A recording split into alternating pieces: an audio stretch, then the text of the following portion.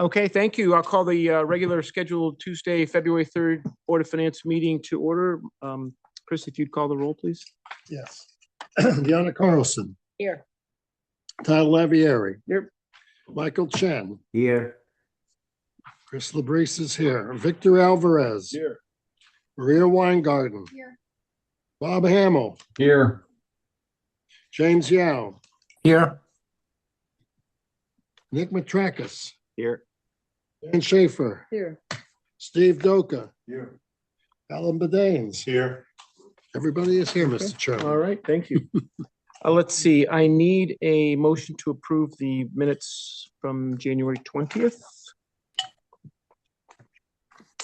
Somebody that was actually at the meeting. That was a little crack. Victor never misses a meeting. The one meeting. Everybody was there except Victor, so come on, somebody. Can't say that. He never missed a meeting. Motion to approve the minutes, please. Maria, second. All in favor? Aye. Opposed? None. Okay. Okay, so welcome to the kickoff of our budget. For those of you who got your budget books, you might have seen we have a budget with right now our operating expenses are projected to increase $5.9 million year over year. That's a 3.3% increase. Overall, from a percent increase, you know, that isn't terrible, although the amount to be raised by taxation is up more.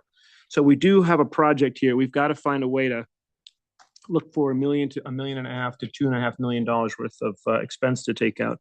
Of the $5.9 million of increase, 4.4 of it is with our friends that are here tonight. So 74% of the increase. As Brian told me, that's down. We laugh. Capital is, the request is $20.6 million. That seemed a little high. I went through everything. Team, I really think we've got to look at that hard and see if we can find $2, $3, $4 million that we can defer. It's never easy, but as you know, we did a pretty good job last year. We don't have a major investment this year, like a town hall or a police station. And we think we may have investments that we may need to be making in the schools over the next 3 to 5 years. So I would just say, I don't know where it'll come from, but let's have at it this over the next few weeks together. So with that, I will turn it over to you, Brian. Welcome. Thanks for all the hard work on putting all this together. I know we have questions, but dive into it. I'm going to say a couple of brief things and then hand it over to Brian. So thanks first for having us. The budget before you is a culmination of months of work by Dr. Lutzy, his cabinet, and many other people. It was workshopped extensively for 6 hours by the Board of Ed, unanimously approved. The biggest difference between this budget and previous ones is that there's no new initiatives or individual FTE requests in this budget. No classroom coaches, no math interventionists, no guidance counselors, no new bodies. What this budget says is that we've got everything that we need right now to keep our schools performing at a high level. That's a good spot to be in. And we appreciate the support from you folks, the Board of Selectmen, and the Town Council in helping us get to this spot. So thanks for having us, and off to Brian. Thank you. Thank you.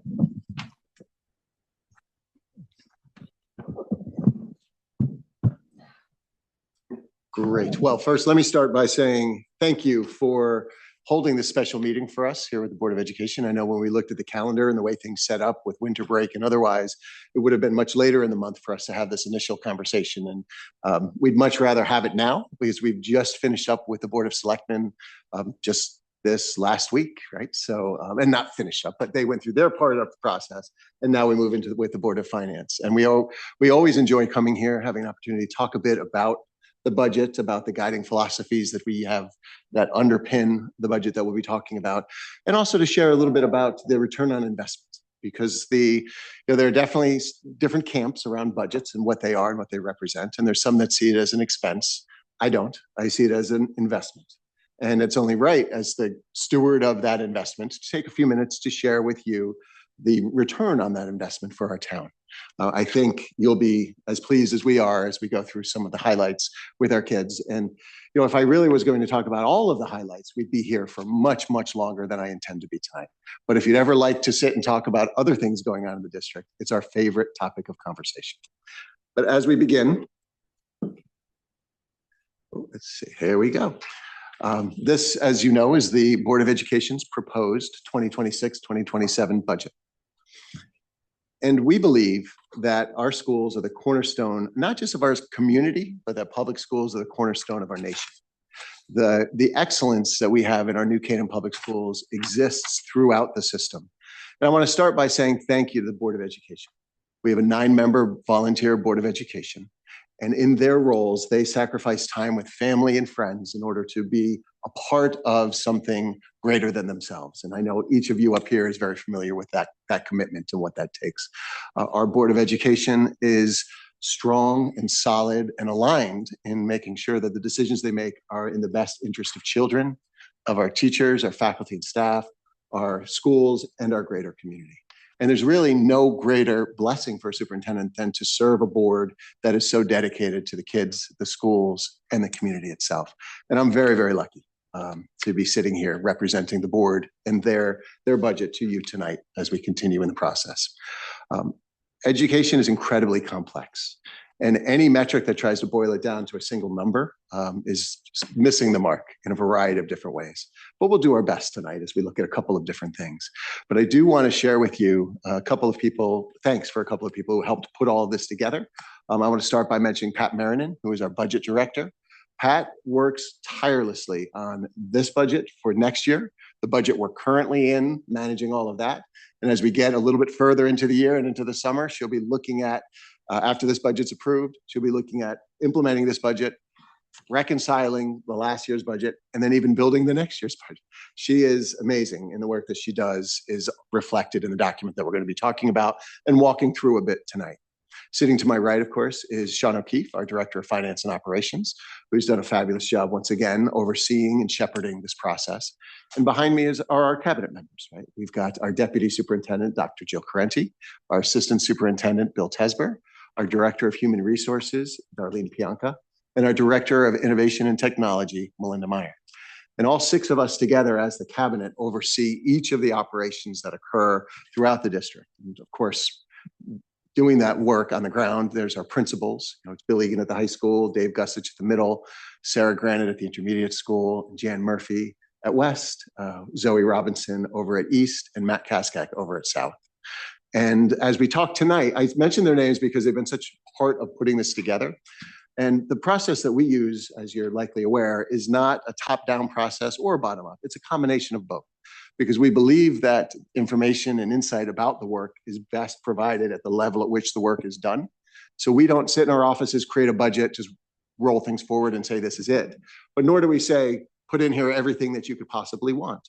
We have a back and forth that starts in October, runs through November, where we're going out to the buildings, meeting with our technologists, we're meeting with our department chairs, our curriculum specialists, others, talking about where are we, what do we need, what would we like, and then judging and balancing those in the meetings that we have then subsequent to that with each of our program managers. That spans those couple of days before Thanksgiving. And we sequester ourselves into the office. We meet with each and every program manager, an hour plus for each one, and we talk about their budget.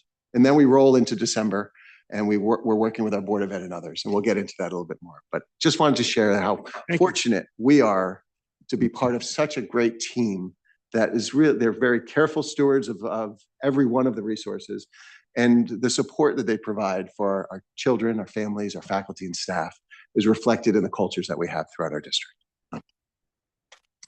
So I started going into the process a bit. As you know, we have over 17 formal meetings. We have informal meetings all the time. We meet with the Board of Ed multiple times. We meet with the PTCs and the PFA at the high school to review the budget, talk about it, get some feedback. We've been meeting with the Board of Selectmen. Here we are tonight with you all. And we look forward to tonight and follow-up conversations as well. But we do believe, and the process shows, that the best budgets are created when all input and insight is considered. People have feedback. They want to share with their thoughts, and we want to make sure that we're responsive to those. In the end, as superintendent of schools, I've got to make hard decisions about what gets put into the budget and move forward, what doesn't. And then the Board of Education works to do the same in order to help develop the operating budget that you have tonight. And tonight we'll be going through the operating budget, the capital budget, and I know we'll have some conversation about the ISF as well. So we've sort of broken down to a couple of phases. So phase one is complete, right? That would be us with the Board of Education, the Board of Selectmen, and that work. And now we're beginning, while we're in phase two, with the Board of Selectmen and now, of course, the Board of Finance, as we're looking at the budget, the ins and outs, and really understanding all of the mechanisms and levers, opportunities, and responsibilities that are in that budget. The putting it together, again, we start in October, late October, early November with those meetings. And as you know, the budget will wrap up second week of April. So if you don't like budgeting, this is not the job for you, right? It's what we do a lot of it. But it's okay because it becomes an opportunity and a process where we're continually reflecting on the reasons behind the investments that we're making, right? In the New Canaan Public Schools, we believe that the work we do is the most important work on the planet. And we're going to be talking a little bit about some of again, those returns and what we're seeing and the outcomes. And you'll see why. It's at an aggregate level, but really it's also at an individual level for individual children that we serve in our schools. So as we develop the budget, we are guided by our district goals. And for many years, we've had 5 overarching goals that have served as our true north. And each year we work, the administration and the Board of Education, to develop a set of objectives and indicators of these 5 goals that help to make sure that we continually improve in our work. There are some districts that will create a 5-year strategic plan, and they might pull a whole bunch of people together and hire a facilitator and cater a nice event and spend a day. In my experience, I've seen most of those plans go into a nice binder. Some are laminated into nice posters, and then people look at it again 5 years later to see how they did. Ours isn't like that at all. Right? Well, our district goals are living documents that we strive to attain those objectives and indicators each and every year. And we actualize it even by the presentations that are given to the Board of Education throughout the course of the year flow from the objectives and indicators that are in the district goals that are approved every summer. So it's an annual process of approval, refinement, that then goes into action as we go through the year. And those objectives and indicators are iterative, right? So it's a step at a time. What's the next step that will help to move us towards this goal? And it really does guide our work. Make sure that the investments we're making, the efforts we're taking are all aligned with what we believe to be the most important steps. As a result, we've had fabulous outcomes with our students. And again, we'd be here for a very long time if I gave you the entire list. But a couple of highlights. Just this past year, we had 8 students that were named as National Merit semifinalists. That it's less than the top 1% of U.S. High school seniors, graduating seniors, yet our students performed extremely well. I often talk about our Model UN Club when I'm here because it's just such an impressive program. And we started it, we've moved it to the middle school. We've got over 80 students participating here and there. We do a school-wide simulation, but we also started a debate club not too long ago. And our debate club just recently, back in December, swept the competition with both the varsity and the novice divisions. They took home first place in both of those. So I wanted to mention that too, just as a warning to our parents that their students are becoming even better debaters. We all know how good teenagers are at that. But it's just as you know, our co-curricular activities, they emerge as student interest is shown. And our teachers get right behind that and they just step right in and work with them. We have everything from debate and Model UN to beekeeping. And not too many years ago, we had a Quidditch team that would be in the cafeteria playing their own version of Quidditch. We have others, it's up to the kids. And the beekeeping story is actually a really good one because there was a group of kids who wanted to learn how to keep bees. Yeah, they didn't know. And they just wanted to do it. So they asked a couple of teachers and the teachers stepped forward and said, well, I've never done it, but I want to learn too. And they started doing it together. And they're keeping bees to this day. Pretty cool. So that's where we're creating that culture of inclusion for kids because we know it's the work they do in the classroom is paramount. That's the most important work, that instructional core, the work between the teacher, the student, and the content, right? We know that. And that's where our investments go. But we're also very well aware of the connections that the co-curricular and other activities bring to kids so that they really enjoy being in school, being a part of things, that it's that whole experience as they're growing up. So one of the investments that we're making in this budget, which is a small one, but meaningful, is additional funding for the SACs, intermediate middle school, for their co-curricular activities. Because what they've found is they have more interest than they have hot seats in some of their clubs. And those are clubs from the robotics club that they have over there to a quilting club. The kids really seem to want to quilt these days. I don't know why. I don't know what that's all about. I've never quilted, but they had to turn kids away from the quilting club. Right? So there's a little bit of additional funding in this budget to make sure that we have opportunities for every child to participate in these kinds of activities. And we also know in the middle school, if we get them there and really hook them in, it stays as they go through school. And it also keeps them in school during those period, the window of time that if they're not in school, they may not be very well supervised, and they're middle schoolers, right? So we help them make good choices. But very excited about our participation in these clubs and what's happening with all of that. Of course, I'd be remiss without speaking at least briefly about our outstanding athletics program. If you may recall, just this past year, we had a perfect season for our football team. So congratulations to Lou Marinelli and Chris Silvestri and all of the rest of the team. The kids are just amazing. So this is the 4th consecutive state championship for our football team. And this was a perfect season. They went wire to wire, ranked first in the state, which means our graduating seniors have known nothing but a state championship every year, which of course feeds into the transportation costs because we have to get them to all of these postseason games. But that's, again, that's a value that we have and we make that investment. But really, congratulations to Lou. And he actually just won a national award as well. As again, he's the winningest coach in Connecticut history. And the thing about Lou and most of our coaches, all of our coaches, and this is under the leadership of Jay Egan, is they're coaches, but they're teachers. They see themselves as teachers, and they care so deeply about our kids that they're the first ones to notice if a child isn't quite who they usually are. If they look upset or bothered, they'll take them aside. They'll talk to them. They'll call in the parents. They'll work with them. And they really love our kids. And then they're coaches, right? And that is not always the case everywhere. It is here, and the results show. We also won our first FCAC title in girls cross country since 1996. It's been 29 years since we've won, and our girls were outstanding. Other success in the fall, Class LL semifinalists for girls soccer, girls swimming, diving, field hockey. I mean, the results are amazing. And one of the things that Jay and the team and we all supported years ago was to make sure we have, again, enough spots for kids, anyone who wants to play at a sub-varsity level. Varsity is a little different, right? That's the highest level of competition. But if we have freshmen, lots and lots of freshmen that want to participate in a freshman sport, and we only have one team with set number of spots, we'll look to see, can we offer a second team? Can we do an A and a B? Can we have more kids and offer some more practices? Somehow keep the kids engaged. If they want to do it, we want to really find a way for them to be able to. And as a result, we have close to 70% of our kids who participate in one or more sport each year. So 7 in 10 kids are in a sport. And then you layer on top of that the outstanding visual and performing arts program that we have, where the kids do it for the love and the joy.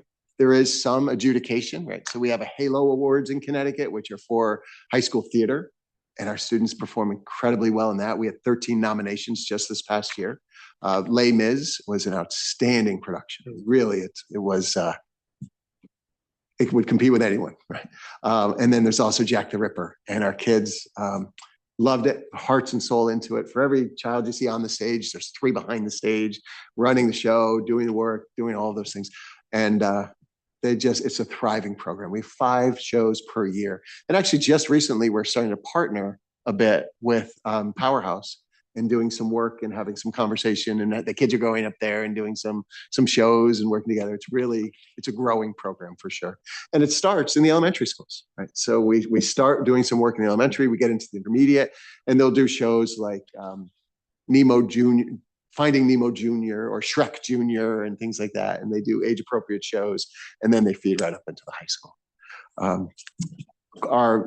That's the drama program. Our performing arts program is also outstanding and growing, again, because of those connections with kids and things that are happening. Just this year, Our choir director at the high school, Sarah Gleason, was named a quarterfinalist for the 2026 Grammy Music Educator Award. She was only one of 200 educators nationally chosen out of over 2,000 nominations to be recognized as such. And she's brought the choir down to Radio City. They've sung in different venues, had great experiences, and we were able to enjoy it ourselves just recently. You know, around the holidays, they were caroling at all the schools, right? The madrigals, that's our highest level of performance, and did a fabulous job. And then the visual dimension of arts, you know, again, they do it for the love, they do it to build their portfolios, they're in AP art and other things, but there's also adjudication there. And 15 of our students were honored at the Connecticut Regional Scholastic Art Exhibition with multiple Gold Key Awards, which is the highest level. We also have our video program, our film program, other programs that are all in that visual performing arts portfolio. And the work that our students do is truly stunning.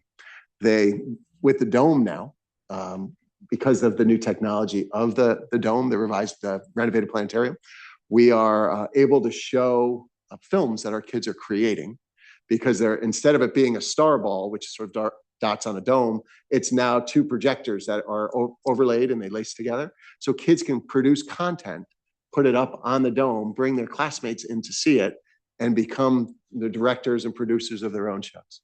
Really amazing stuff. We're also using the dome for things like college visits.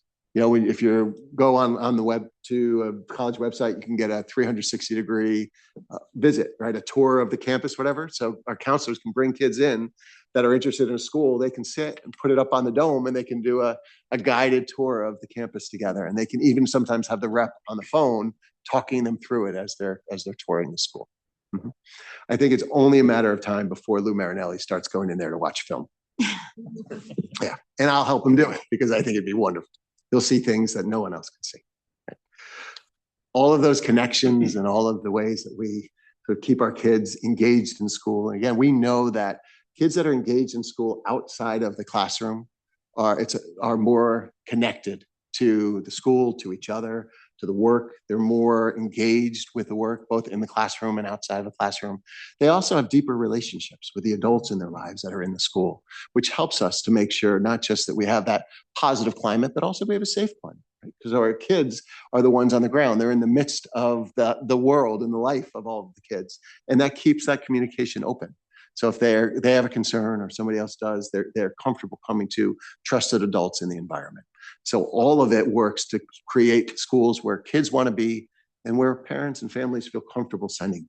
And that's really what this is all about. Right? Of course, all of that is so interesting and important and vital to being the school district that we are. But I mentioned in the beginning, the most important work is what happens in the instructional core. And again, any one of these slides could be an entire presentation, but I just want to hit a couple of highlights again around our student performance. So as you're likely aware, each year students are assessed using the Smarter Balanced Assessment, which is taken in grades 3 through 8, right? And they take it in math and they take it in English language arts. And once again, the children in New Canaan scored at the top of the state in both English language arts and in mathematics. And this is a testament to the system, everything that it takes to ensure that the kids have everything they need to grow and to thrive and to succeed. It's the curriculum work that happens, that underpins. I think of curriculum as that's the R&D of a school district, right? The curriculum, because that is what we're teaching, right? That's how, and then it's the instructional practices. That's how we're teaching. And that work that was ongoing. And when we talk about continuous improvement, a lot of that focuses on instructional practice, right? How do we set up classrooms to be as engaging as possible for kids? Yes, Todd. Are we back to or above pre-COVID levels here? We're at or above pre-COVID. At or above, yeah. You know, you used to have a chart of this by year. Yeah. Do you have that? I don't have it in this deck, but okay, you know what I'm talking about? Because I remember, and then COVID. Yeah, there was a COVID. Like 80, and if I remember. Yep. Which was not a bad low. That's right. All things considered. And then, so we're back more or less. We are at or above COVID levels. Yes. Yep. In both. And yeah, when we look across, so we can disaggregate this down to whatever level you want to. This is the aggregate of the grades 3 through 8 together. I'll send you this. Yeah, that's right. You did the different grades. Yeah. You did that. Yeah. I'll be glad to send it to you because we're very proud of the outcomes. Well, that's the investment. This is why, I mean. Right. That's where we are. We are at or back. We're back or above pre-COVID. And, we were very fortunate. We didn't take the dip that many of the districts did. We didn't, because of the way that the team behind me and our faculty and staff managed all of that. They were very strategically went in to identify sort of what standards need to be taught at a given year, what would be circled back to or spiraled back to in a future year that could maybe be, less, reduced in this year, knowing it's coming 2 years later to be spiraled back. So it was very strategically done, and the outcomes are there for sure. Mm-hmm. And again, exceedingly proud between the curriculum, the instructional practice, the assessments that we have and that we do, and the classroom environments that we're building and creating. The support that our teachers have. We've been meeting with our administrators and with our new teachers, right, our non-tenured teachers and our first-year teachers to find out what's the experience, what's that onboard experience like for someone going through it.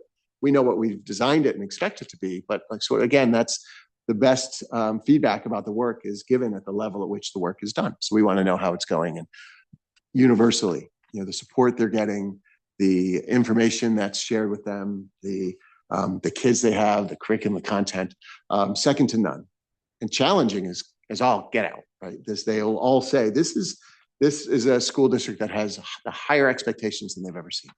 And we do everything we can to support them in meeting those expectations. And that's right where we want to be. If we go up to the high school, and I know this is it's a busy chart. We've looked at it before. I'm going to just talk through it quickly because as we continue to look at it, it continues to really tell a great story. And it begins, the bottom, you see the years.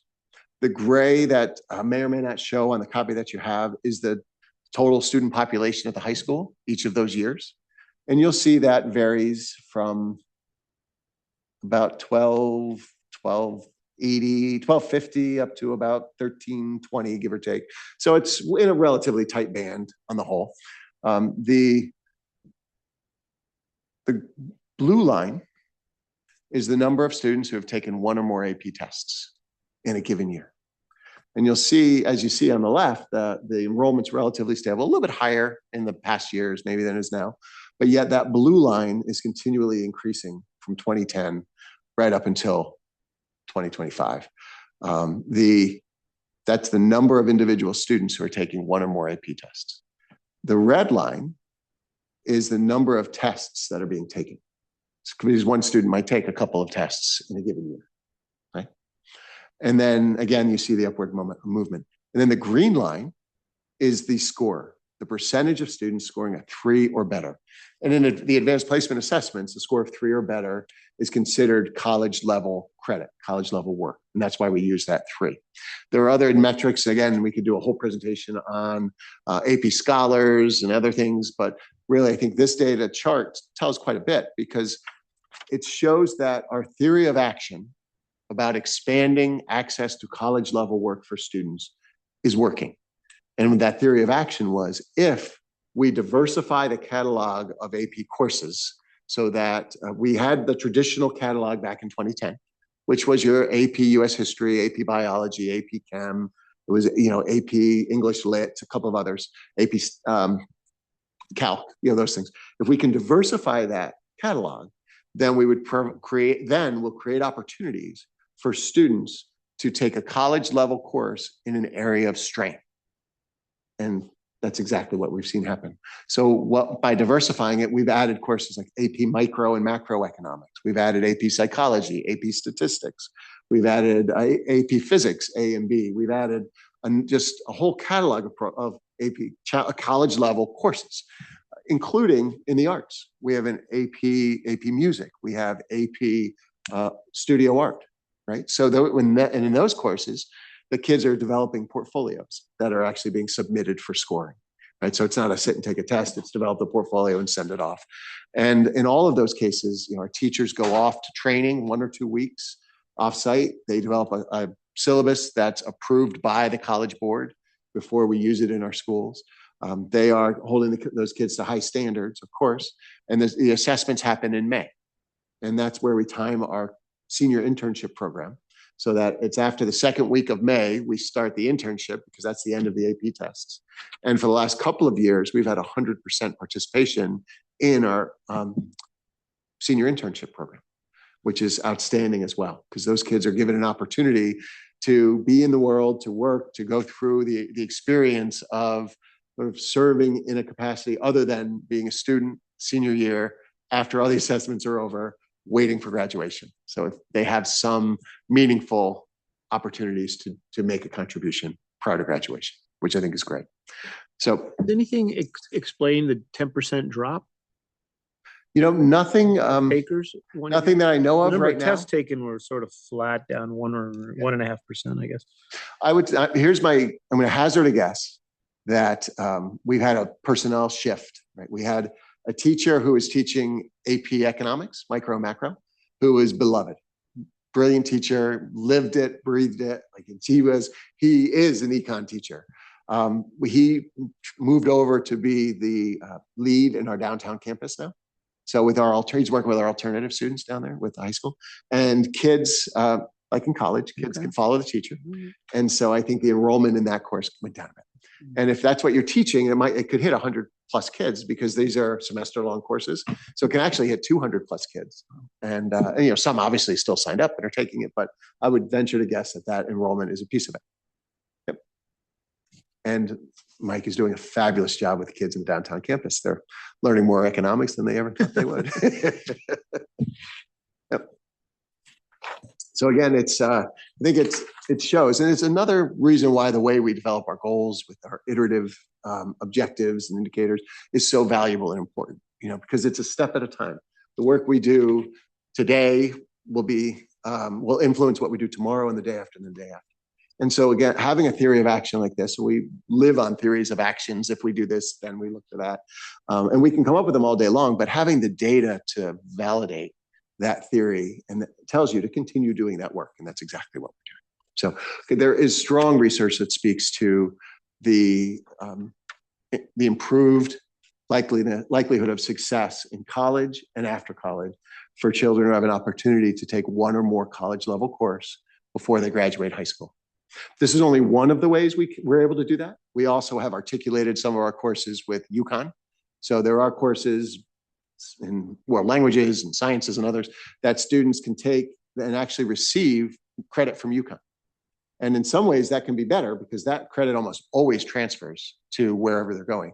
Now with APs, because they've become so ubiquitous, many colleges will use it to place out of a course, but not to grant credit, right? So with the UConn ECE courses, you actually get that credit because you're transferring from UConn.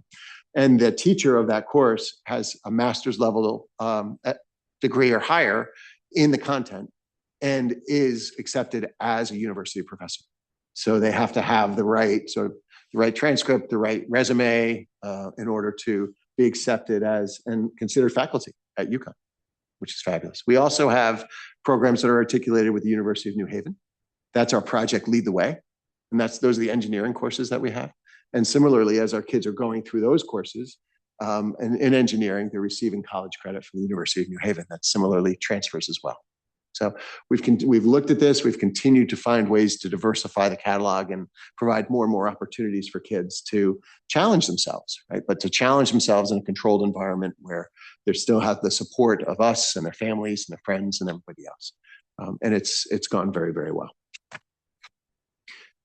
Though there's also a lot of work that we've been doing, not just to provide the college level courses and sort of our kids that are performing at the highest levels, to make sure that we're meeting the needs of all children. And in that regard, I think the work that we've been doing around the Literacy Academy is a national model. And I say that because we are actually in the midst of an accreditation by Orton Gillingham, which is the company that has the Science of Reading program that we're using, that in the next few months, into next year, if this is complete and we will become an accredited program, we'll be the only public school in the country to be an accredited program with Orton Gillingham. We're also the only public school in the country to have someone on staff trained at their highest level, it's called a fellow, so that she can provide training to our staff. And we've been doing that as well. The Literacy Academy, we've got three teachers, one at each of the elementary schools, and someone who oversees the program, works with our youngest children who are struggling to learn to read, that are in our special education program. And these are kids that who without intensive instruction and support may not be able to learn to read because of the challenges that they have. And what we've been able to do is to identify those kids, to bring them in, provide this intensive support and instruction for them, and get them back on grade level, get them on track. As a matter of fact, there was an email that was from a family that was sent to our teachers that shared a story of their daughter going from unable to read, unwilling to read, and just emotionally incapable of kind of working through it just 2 years ago, to them witnessing her volunteering to read in a public setting surrounded by her peers, and not just reading out loud, but answering questions about what the reading meant. In 2 years in our literacy academy, to go from that to that. The family shared, just brought tears to their eyes. And that's why the work we do is the most important work on the planet, right? We believe, our theory of action is, if we can help our youngest learners to learn to read as they go through second, third, fourth grade, then we will change the trajectory of their experience, both in school and in life. And we see it in school. And this email told us they're also seeing it in their lives. Okay? And all the football championships are great. Give me this every day of the week, right? Because we are changing people's lives. And these are little guys that wouldn't learn otherwise. And as we know, from up till third grade, you're learning to read. After third grade, you're reading to learn. So if they don't have that skill as we're going, they keep falling behind. And so we will really work very, very hard to make sure they all have that skill and can continue to learn as we go. So really stunning stuff. And this is also is the Literacy Academy only for special education, or do you? Yes, it is right now. It's a very intensive program that is, it conforms to the Orton Gillingham Science of Reading. And it's very intense in that the teacher preparation for each lesson for each child and their small groups and individual takes hours because of the diagnostic work that has to do everything that goes into it. But I will say that we have expanded the training out. So the academy is for our special education students who are struggling to learn to read at those young levels. But the training, the Orton Gillingham skill set, is much broader than that. So we've expanded it out to all of our special education teachers across the district have some level of certification with that. And in the elementary levels, our general ed classroom teachers have also had some exposure and some training around that as well. So it's a larger practice in some ways. It's intense for those individual kids, but the skills and what we know and what we've learned continues to improve for everybody and help everybody. Yep. Okay. Oh, I was going to say this is an example of what we were able to do with speaking about COVID, the COVID funding that came from the federal government. So if you recall, we had $1 million, give or take, dollars to spend over a course of a couple of years for COVID, and some of our peer districts, other districts, just hired more staff, right? They brought more people on board with it and then faced a cliff not too long after when the money dried up, which we knew it was going to. We didn't do that. Well, we tried a couple of initiatives, right? We did, in the spirit of the funding, we didn't want to supplant and then get in trouble when the money was gone. So we tried a couple of new programs. This was one of them. So with that funding, we were able to try this out and test the concept, test that theory of action a little bit and get those kids going. We did it. We got the program going. Then we funded it through IDEA grant where we could. And then we've been phasing it each year a little bit more into the operating out of the IDEA. So it's really been a thoughtful, so 3, 4, 5-year process at this point as we've looked to build this program. So where does that get us? We're doing pretty well. So I mentioned, education is such a complex endeavor, and there's really no single metric. Every child's experience can be a little different, right? One might love a school, one may not, all those things. But there is one of the systems out there, or one of the organizations is niche.com, which is a couple of graduates of Carnegie Mellon actually years ago started this. They were interested in creating a website that would provide people information about communities that they may want to move into so they could learn about that. And then they expanded that to school districts and other things. One of the reasons I like this system is it uses a variety of different metrics in its ranking. It doesn't just use a single test score or participation. They use 7 different metrics across the board. And I also like it because we generally do really well there. So when we look at it statewide, our elementary school, we're 2025 rankings, number 1 school district in the state, number 1, 2, and 3 for the elementaries, middle, high school. I love the bottom, the number 1 best places to teach, and the number 1 district with the best teachers, which tells me we are creating the conditions for our teachers to succeed, and they are taking advantage of those conditions and succeeding, right? So to me, that speaks to the partnership that we have. Nationally, I think it's equally impressive. 30th best school district in America out of 10,561. I would argue that they're off by 29, but that's okay. That's all right. We'll roll with it. Again, districts with the best teachers and best places to teach.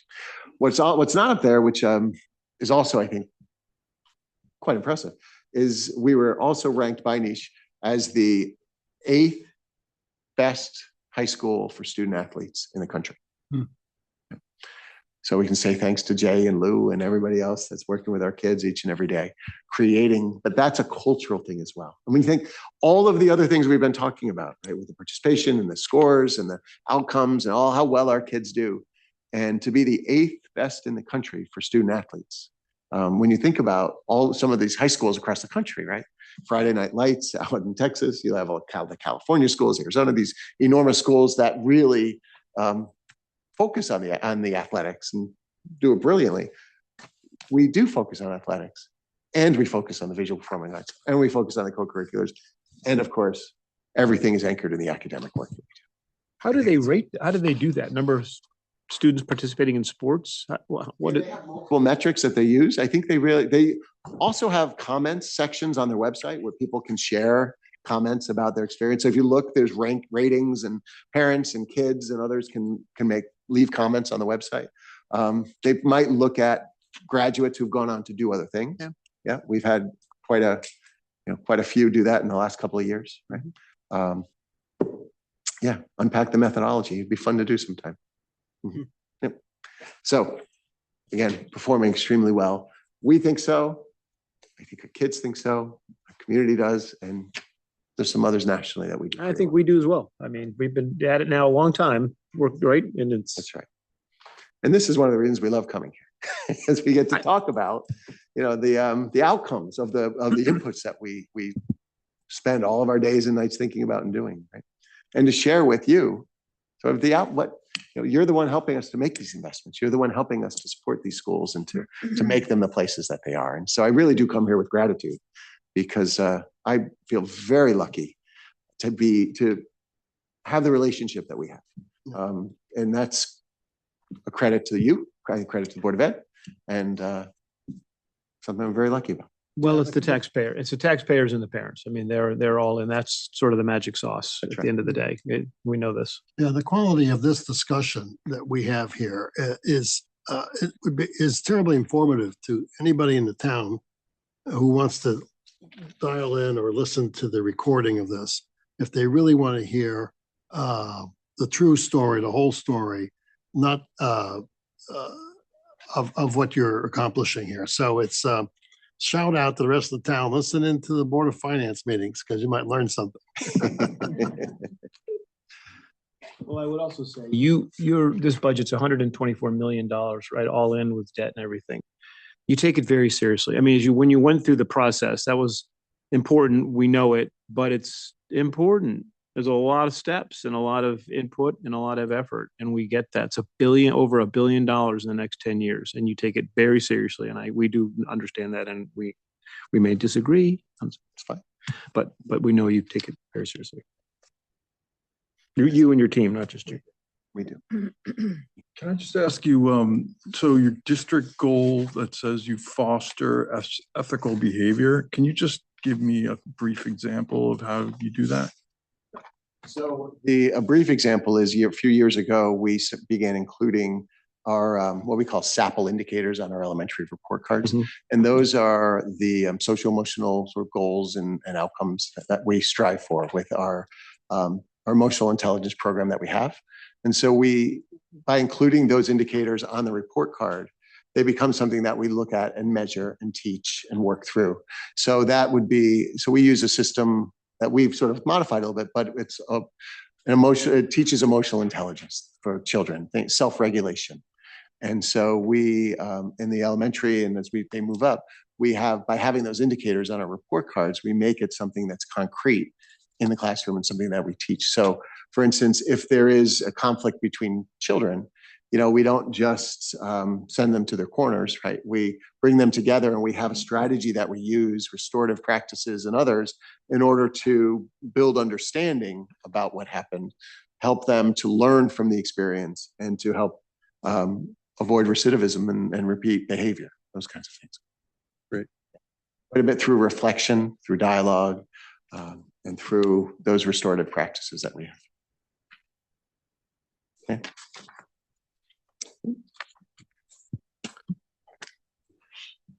So I guess we have to talk about the budget at some point, because that is what we're here for. The budget, as you've seen, right, is an investment in our people, our programs, and most of all of our kids, right? So the people, it's about attracting and retaining the top talent.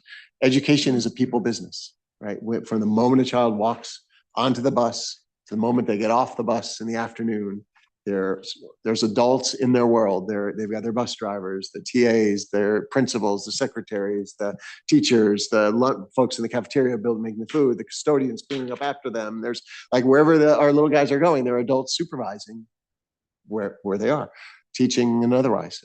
So it is a people business, and we do invest in our people to make sure that each and every one of them is a person that we want in front of our children doing this work.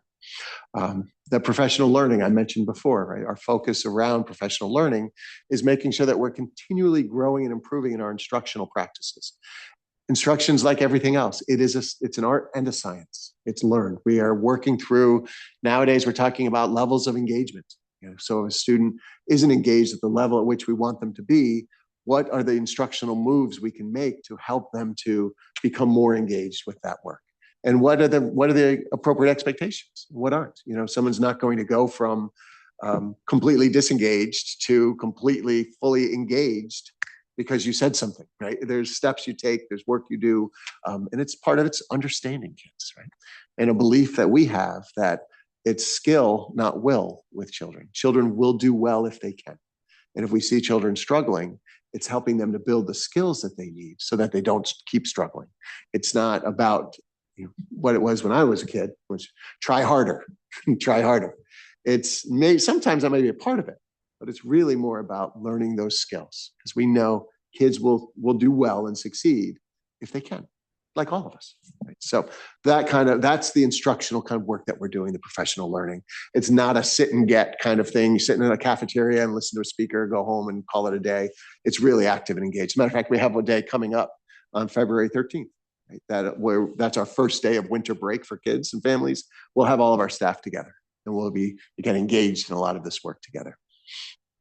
The programs, and I mean, we mentioned the Literacy Academy, right? We've talked in years past, we added the classroom coaches that are doing outstanding work across the district. When we talked with our new teachers, every school's group of teachers talked about the impact that those classroom coaches have had on them and how they've helped them to improve much, much quicker than they ever expected to. Again, this is tough work, right? And with an enormous responsibility. And that helps us to make that happen. The work we're doing around technology, we have our computer science standards, other work that we're doing around technology. At the same time, we are moderating children's use of personal tech during the school day, right? So we're phone and device free for kids in K through 8, right? And in K through 4, they just shouldn't have any of them. In 5 through 8, they have the Yonder pouches that we're using. And that's not just for your phone. It's for a watch. It's for earbuds. It's for anything, any personal tech, right? Because nowadays a watch doesn't need to be connected to a phone. It can have its own signal. And some of the earbuds can do that too. With your earbuds, you can control your phone, even if it's in a pouch, right? So we know a little bit of an arms race with the kids, but we're figuring it out. We're doing our best. But now we've also started at the high school. This semester, it's off and away is our sort of guiding philosophy there. We're asking kids to keep their phones off and keep them away. Not be used during the day and only use them in the cafeteria or the library as spaces. And what we're doing is preparing for the fall when they're going to be away, right? Just all day long from bell to bell. So it's not, we love technology. It has an important, significant role in the work that we do. The personal tech, as you know, doesn't always support those goals. So but there's more than that, because it's the classroom, it's the other distractions. But what we're seeing at Saks now that we're in year 2, and we're starting to see in the high school now that we're a few weeks in, is more organic, regular conversations with kids, with each other, with their teachers. I had a guidance counselor share an email with me earlier in the year. She gets into work early, half an hour, 35, 40 minutes before school starts. There's always kids in the building. She said in years past, they'd be sitting on the floor, backs against the locker, looking at their phones. And there'd be a whole row of them. Now, they're up, they're walking around, they're hanging out at their lockers, they're talking to each other, and they don't even necessarily remember the days of sitting, scrolling on their phone before school started. But now they're talking to it, they're engaged at the level that, think back to your middle school days, right? Or don't. But in schools, that's the way it was. We spoke with each other, we talked, and if you're going to make plans, you would say, hey, do you want to do this, want to do that? You wouldn't text them back and forth and wait, and just a whole dynamic that makes life much more complicated for kids. That's now removed from those kids' lives from start to end, from bell to bell in the middle school. And again, we're looking to do the same at the high school, and we plan to do the same in the high school in the fall. And there is some money in the budget to, we're not sure what we're going to do quite yet there, but there's $50,000 in this budget that would support if we're going to have pouches or lockers or something at the high school for us in the fall for the kids. Because the conversations now are sort of what is that best strategy? And we're using the same approach we used at Saks, which was to ask the kids to be a part of the solution, right? Instead of it being something that we're going to do to them, we're asking them to sit with us at the table, understanding phones are going to be gone. Like that's a non-negotiable. Now let's talk about what that means. What's it look like? What system is going to work for us? And I'm sure that whatever we do is going to be uniquely effective for us here in New Canaan. And of course, investing in the whole child, that's goal 4. Victor, a little bit of what you asked about. That's continuing to do the work, prioritizing well-being. We have school climate committees at all of our schools. We have wellness committees in all of our schools. Over the last couple of years, we've really found opportunities to make sure that we're building wellness into the experience for kids. For instance, at the high school, just during their midterm exams, they're bringing therapy dogs in, right? They're doing activities in between the exams. There's 2 per day with a period of time in the middle. We're opening up our gyms if kids want to go shoot around or play a game. We have some pickleball courts. We have the weight room is open. We've got the dogs. We've got other activities just to help to balance things with kids. And again, I don't know about you, but in between my exams, I was sitting at a desk trying to remember everything for the test I was about to take. And that's the worst thing you can do, right? Because you're cramming and stressing yourself. Our kids are enjoying, relaxing. It's about sort of that balance and wellness. And we're helping them to learn skills now that will help them throughout the rest of their lives. So as we look at the budget, and what we're going to do tonight is that we're going to go into the book itself a little bit. And I figured instead of creating slides of the book, we would just use the book and go a couple pages. I think that's a better way to do it. But before we get there, I want to just take a quick moment to share. We developed the projections, right? That instead of budgeting budget to budget, what we do about halfway through in November into December is we develop our projections of where we think each of the accounts is going to end at the end of the year. And because we've got 6 months under our belt and the experience, of course, that we bring to it, it's a much more accurate way to compare sort of where we think we're going to end and what we believe we need going into the new year. Because it is important as we're going through all of this for boards of education in particular. A budget is an itemized estimate of anticipated expenditures, right? That's what it is. We're talking now about what are the resources we're going to need in 18 months from now in order to maintain the excellence that we have. We do our best, and certainly our experience teaches us a lot, but it's still an itemized estimate of anticipated expenditures, and things do come up. And that's why Connecticut does it the way that it does with the single appropriation, and the Board of Education manages the budget throughout the course of the year. And that's where the statement of accounts that you should be receiving each month, that's reviewed by the Board of Ed, that breaks everything down into detail, is reviewed regularly by the Resources Committee and others. So we create those projections and then we compare against the projections. The budgeted is in the book as well, of course, but those comparisons we think are just more accurate because things do change. And you'll see the budget in front of you is a 3.94 or 3.9 year to year. So what rolls into that 3.9? It is that's 4.4, right? All right, I'll be fair. $4.5 million increase, which is that 3.94. It is salaries and benefits, right? Like most school districts, the vast majority, 83% give or take, is salaries and benefits. 82.9. And then we look at everything else. And the way budgets are managed, organized in Connecticut is through what they call objects. There are 8 large objects in the budget: salaries, it's benefits, it's purchase services, it's property services, it's supplies, there's a few others. And then within those objects come the next layer down of the items that we'll see tonight. And then there's actually another layer below that, which I'll show you in the book, that gets to even more detail about exactly where those funds are spent. So, people, it's helpful sometimes just to see a quick bridge of sort of where we are to where we go. And again, you see the $3.5 million plus is the salaries. And that is the biggest driver in any Board of Education budget. Again, it's a people business. Most of our salaries are contractual. They're negotiated on 3-year terms. We're in year 1 of our teacher's contract this year. And Todd and Chris both helped us on that evening as we had our mediation. Our next year is our year 1 with the administrators, and we're going into negotiations with a couple of our groups. So we've got 5 or 6 different groups that we negotiate with. So we're always in process with somebody. And we always try to strike that balance, right? And that's partnership. The personnel costs account for 3.8 million of the total 4.5% increase, or 4.5 million increase, sorry. 79% of that is the salaries and 6% is the employee benefits. Again, here's the rest sort of broken out to be the remaining 14%. And in these numbers, just so you know, we have things like our bus contract, and Sean will go through some of the details around these things. Other large items that are the bus contract is $5 million, our out of district placements, our utilities costs, other things are those primary drivers, and many of them non-discretionary.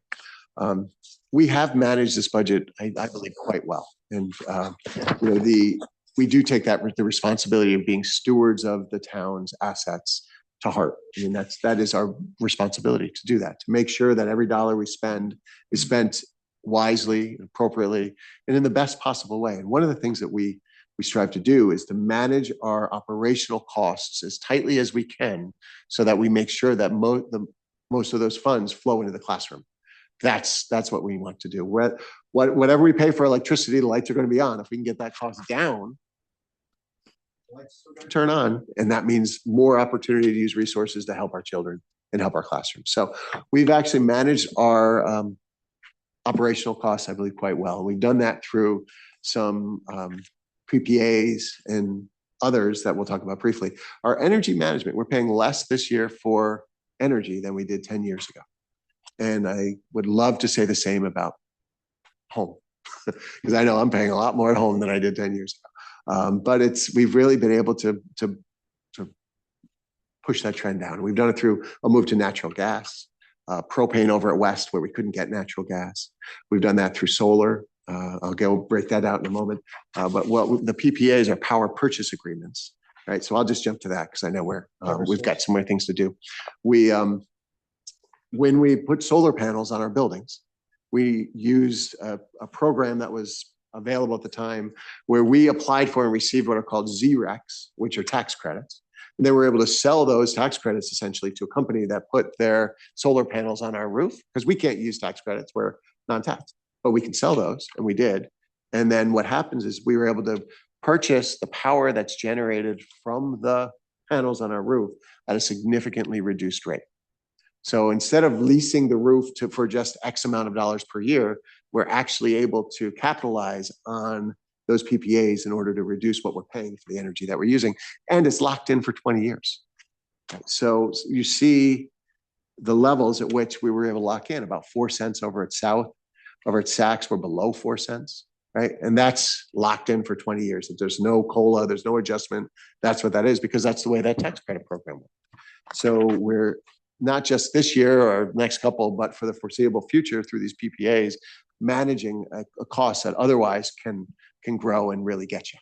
Thank you for putting this together. You may remember we asked for the historical one on the prior page, and I thought that was very interesting that those, when I was, what's the ROI? What was the return on the investment for everything, for solar, for propane, Exactly. for natural gas? So Yep. Thanks. So we're estimating we're saving 300,000 to 400,000 a year, it's good. versus just being all in without any of the panels. And Are you going to go through headcount per se? I will, when we get in the book, I can do that. Yeah, okay. It's Say again? Yeah, I just want to know, make sure we're going to cover it. I'll wait. I'm sorry.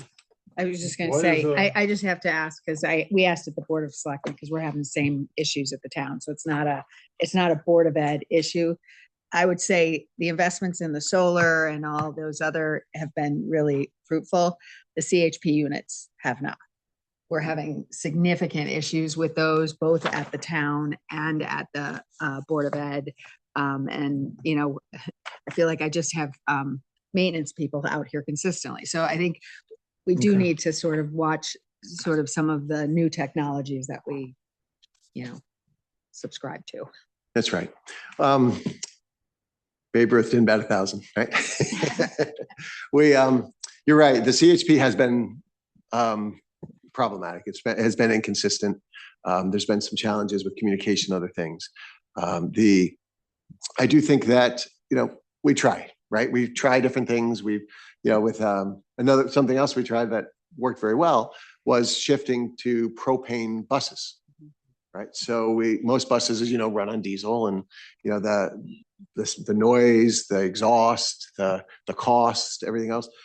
We were able to, a few years ago, transition our entire fleet. Now we run on propane, which means it's environmentally friendly. It's less expensive. There's no, they're very quiet, and they start down to -50 degrees, they tell me, because it's under pressure, right? Versus the diesel. Back when we had diesel, we'd have to leave the engines running overnight. I imagine many places with diesel buses probably have not turned them off in days, right? Maybe today, but these overnights have been so cold. Right?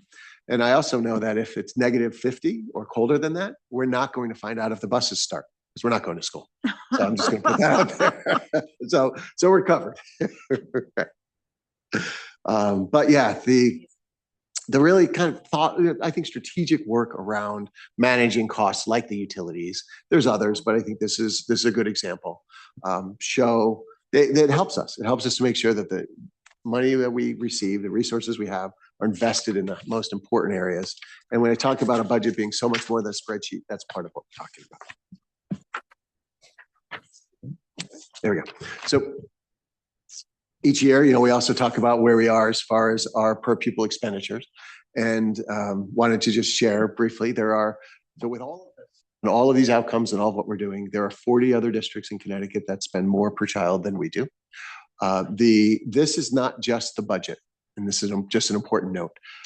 What happens at the end of the year through the Education Finance System, EFS, it's the audit that we do with the state of Connecticut. And it's very detailed. There's 13, I think, schedules that are filled out and go through. I have binders for each year. The Schedule 1 is about in-kind services, right? So that's, we work with the town and reconcile those things. So as we receive the SRO program, right? So that, although that budget is in the police budget, in the EFS, as things are reconciled, it's put in as an in-kind for the salary for those SROs. Additionally, the finance department has a percentage. The park and rec has a percentage. There are lots and lots of other pieces. The technology department, the town tech department, has a percentage. That's all part of the in-kind services that are included. It also includes donations. So as you'll recall, you know, last year with the Dome and other donations that we've had, those all are also included in the per pupil. So we've got 4,000 students right? So if it's $1, up or down, that would be, dollar per student, that's a 4,000 thing. So as we look at, the differences are pretty fine here when we look at us at 26,345 versus 26,242. That could be our SRO program. If we look at, make sure I understand, if we look at the $118 million budget over 4,000, that's 29,000-ish per person. per Right. student. So So what's not included in the, it's pretty complex. other steps than that the they go timing? through. This is 24, 25. This is 2 years. This will be 2 years old compared to this budget we're talking about. Correct. Yeah. correct. Okay. So forgetting So, that. Right. What's 'cause the that was math? Just show most me the recent data math. as we put it together. There's more math than just what I did. It's more than the budget Much more, divided by. right, yeah, because what they'll do is they'll control out for certain things, like transportation, they'll take out. Yeah. Right, because that is an operational cost that districts all have to make and whatever. So there's certain things that come out, certain things that, like I just mentioned, are included in. I don't have the exact formula right in front of me, but they do, it's all No, the normalized. 4,000. Say again? We know the 4,000. What's the numerator? Well, that's the thing, right? So then they use, average day whatever it is, average daily membership for that. So we have 4,000, but they actually even look at sort of what's the average over the course of the year, number of kids that are attending, and they look at that piece. But the numerator is built on like 7 different steps. I don't know if you recall. More than seven. Well, So- that sounds very confusing. Everybody has a budget and everybody has students. Where do we rank? Doing, We're 41st in the state okay, in what we spend through this calculation per child. this calculation. Yes. Okay, what about straight up budget See- divided by people? Yeah, why that doesn't work, unfortunately, is there Well, too it many- works. It may not be what you want. Well, no, well, that too. I know but- it works. I just did it. It works. for- I mean, you can do the math, but the comps are, it doesn't hold up because there's so many decisions that are made in a budget. I'll give you a quick, for instance, the way that we budget for our special education outplacements, Mhm. right? We put the gross number in, as you know, right? So what, if we expect to spend $4 million, $5 million, we put that in the budget and that is our budgeted number. What many other districts do most is they put in the number they expect to spend net of the money they anticipate getting back in the excess cost grant. Right, okay. So right there, we're $1.5 million higher, $1 million higher Right. than, Right, we but would that's, be. we don't It get is much and we know that'll be a variable, but that matters. What that is, that's $1 million, right? Yeah. And when you're talking about ranking and the rankings are $50 per child or something, it does matter. Yeah, but if you netted this out for what the state provides at any district, every district, we get a little, everybody gets a little something. If you netted that off, because that's apples and apples. Right. Do we have any idea where we would be?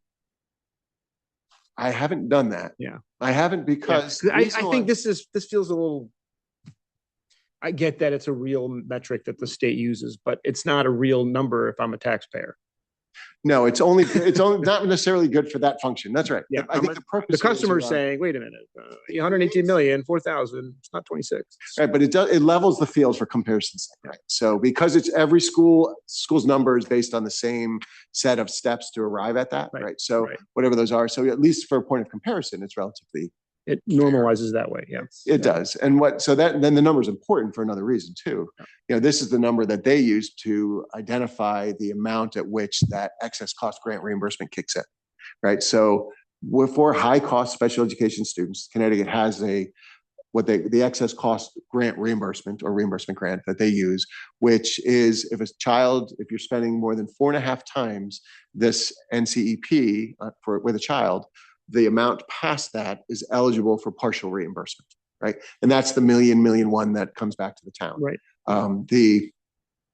So there's obviously incentive to manage this number for districts and to make sure that it's a reliable number for everybody that's at least calculated similarly.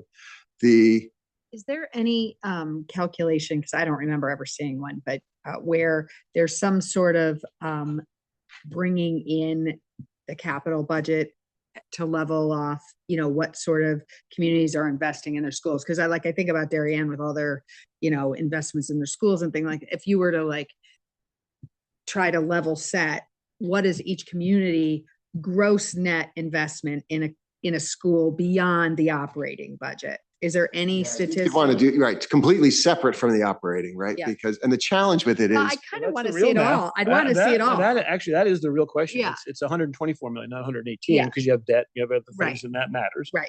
Right. So The challenge is, well, again, I think you, right, you know. it's what a ours is. calculation. I'm not saying it's the only one or even maybe the best one, but it is a calculation. It works town by town, right? I mean, we need to know what that number Yeah. is. You need to know Yeah. what that number is.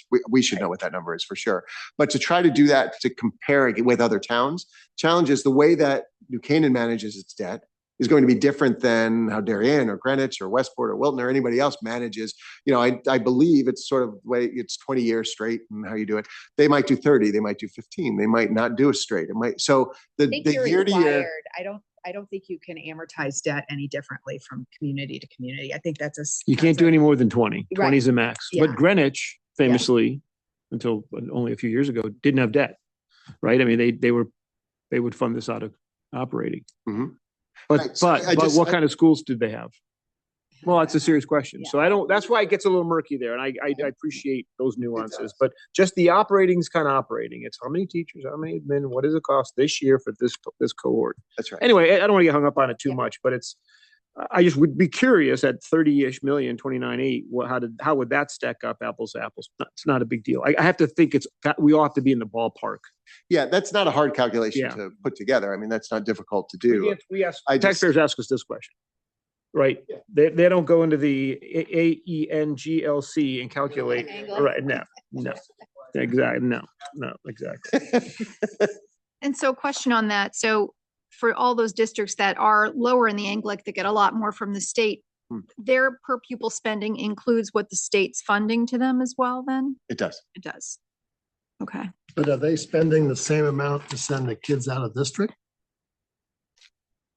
We couldn't be. Or are we would you- spending more than? That's a good question. We actually, well, so our budget number will look higher because it's the gross number. Yeah. But on the whole, for the region, now that's a very regional Because you said issue. like 4.5 times is the Mhm. threshold, so that's 118,000 per kid. And then you get reimbursed at that point, 100 cents on the dollar? No, anywhere from 68 to 72. And what determines that number? The state budget? The number, or so what happens is the state sets an amount of money aside for this grant. And then the percentages are based upon the number of applicants that they get for reimbursement. So you don't It's know the until, Population. You need to lean of- into your mic. Sorry, it's Yeah. the population of the special ed kids that drives the number then. correct, of the high cost special education children that, or, children receiving special ed services that they, if you hit that threshold at 4.5 times and above it, right? So then we'll submit each year, and it actually is a same year reimbursement, which is important, right? Because the idea is to help protect the budget in real time.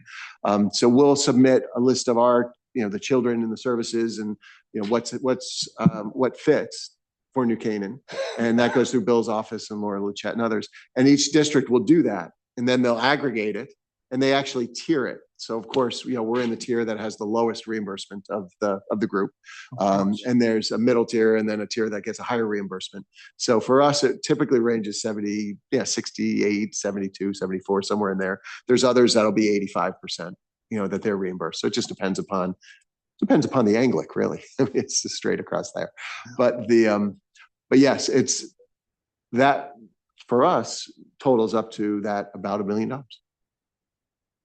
And we're down a couple hundred students, probably from a few years ago, from maybe. Of the sped kids? No. Total population was. Well, total It was down a population- couple. Yeah, but total These are population our- went down, So but that could drive the, well. but the make the special number. ed numbers keep rising. Yes. Yeah. These are our high need. I wasn't referring to High that. cost Just special generally, if the denominator's smaller, which it And- was, yeah, and the budget's going up.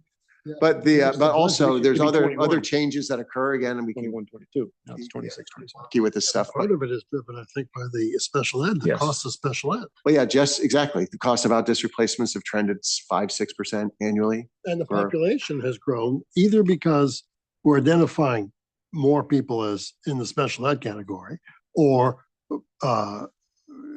kids are more screwed up. I mean, I don't know. More needs, deeper needs. And we're better at identifying it, right? We're better at seeing the issues and providing the services.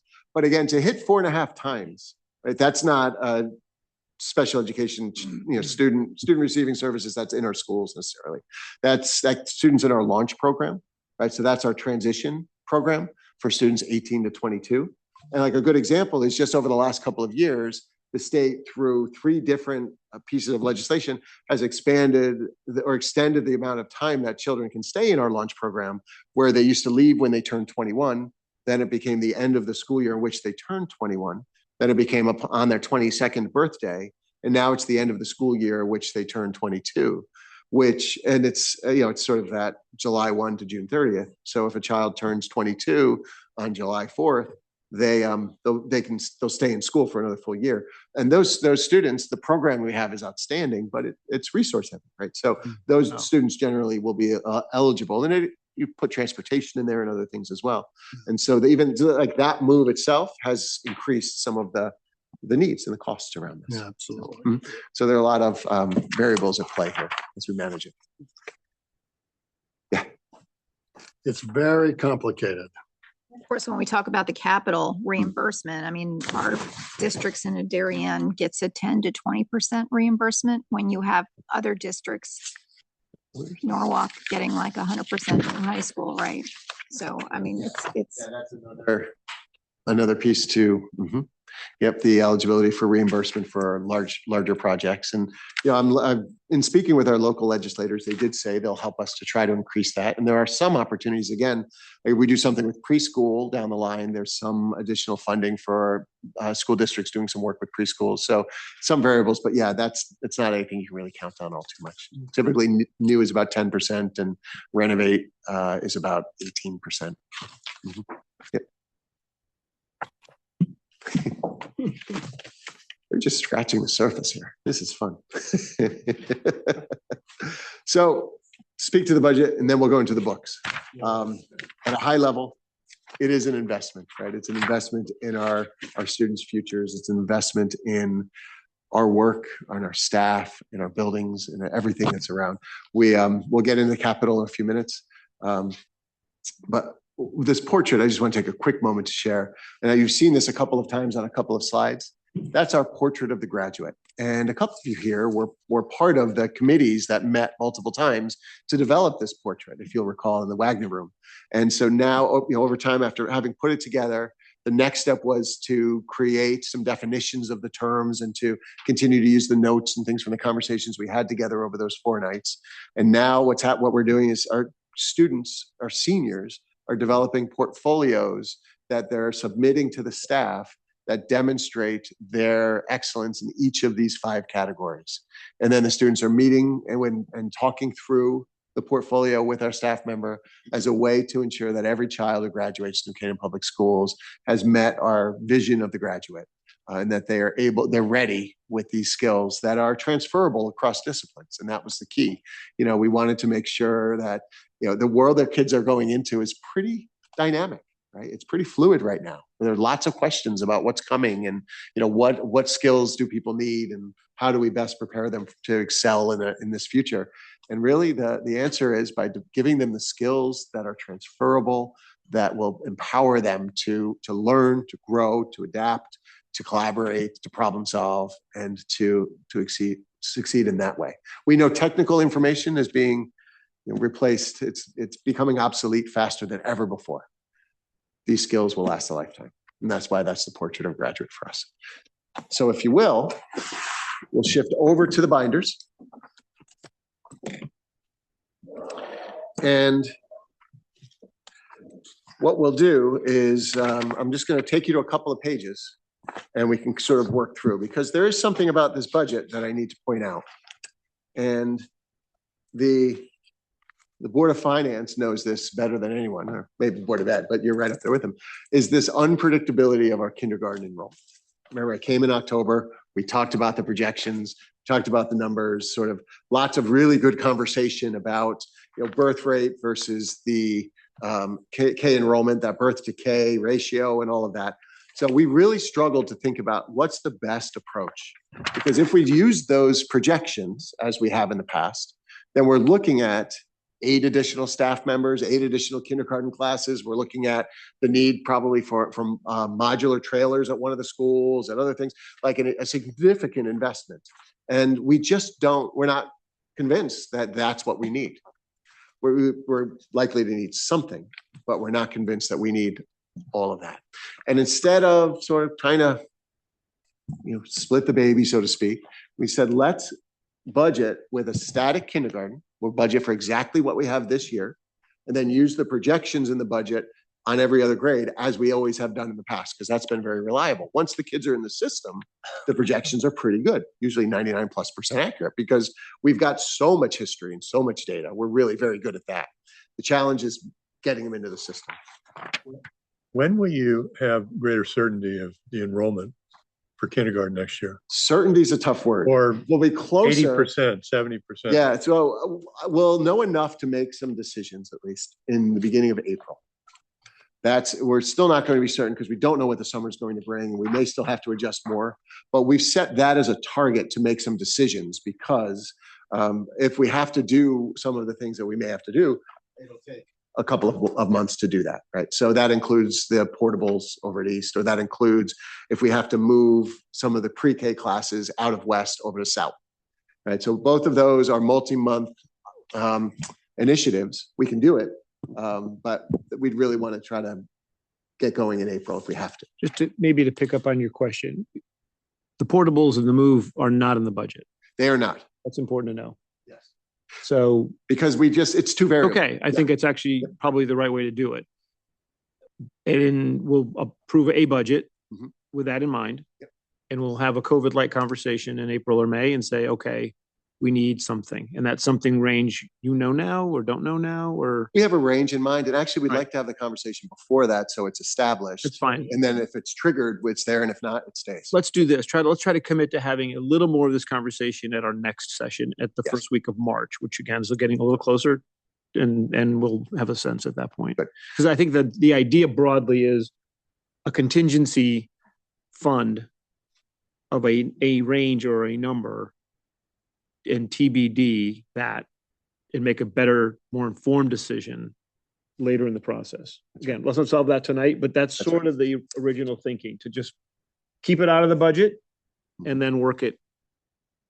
And I think that approach can be okay. Where you show kindergarten classes of 26, 27, 30 people that's not your baseline budget. That's the contingency. I mean, I'll show you exactly as we walk through now. It'll make sense as we go through. Because if you just start at page 11 and we'll walk through a little bit. Page 11, Roger that. So this is where we have our projections laid out. And you'll see we start with East and then South and then West. And right at the top, you see for East, our actual enrollment was 112 children. We're a little higher than that now, or with some in-migration, but 112 on October 1. Oh, you know what? I guess I could. Let me see if I can.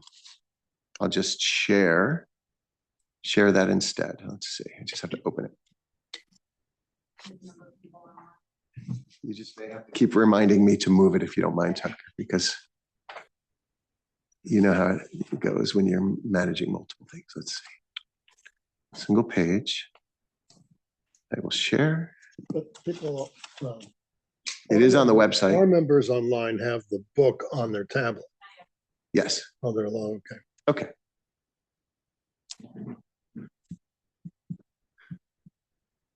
There we go.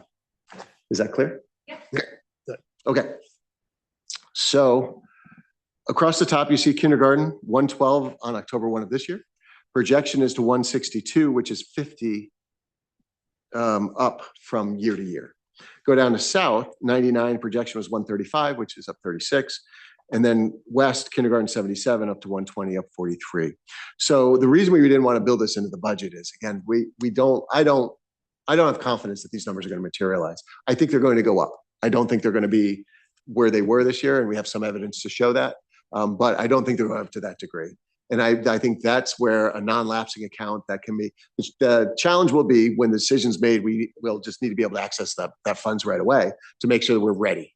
And that's where non-lapsing is important. So if you would now switch over to, Hold it, Brian. Yeah. On this slide, I know this is not exactly to the topic, but Yeah.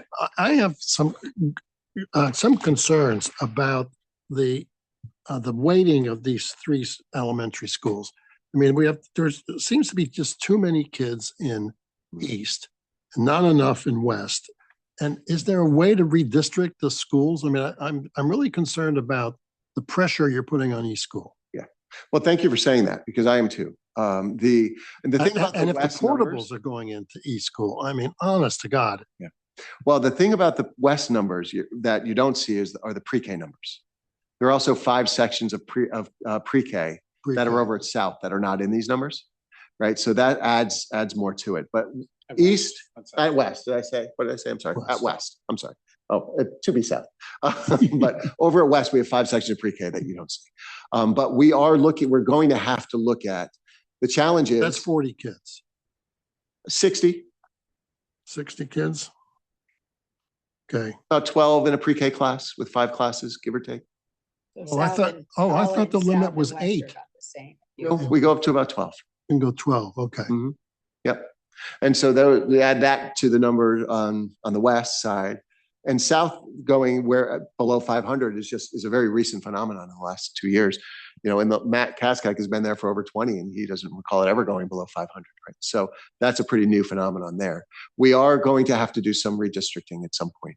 The challenge is we have to figure out the longer term plan to know, because you don't want to have to do it twice. So we want to. So this plan for next year is simply that. This is not a long-term strategy, because you're exactly right. East, with 1 principal, 1 assistant principal at the numbers, even the number today at 565, that's an awful lot of children and families and staff and responsibility for just 2 administrators over there and everybody else. So I agree with you. It's something we're keeping a close eye on. Because the affordable housing is all over there, and those are all, multi-unit places. So there's, a lot of families, a lot of kids. Yes.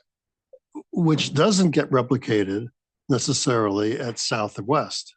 Right. There are places at East that are more dense. That's right. Absolutely. So the population density drives those numbers. And I'm really concerned. I mean, I've raised this before. Yeah. That the importance of keeping the quality of East School up. Yeah. Yep.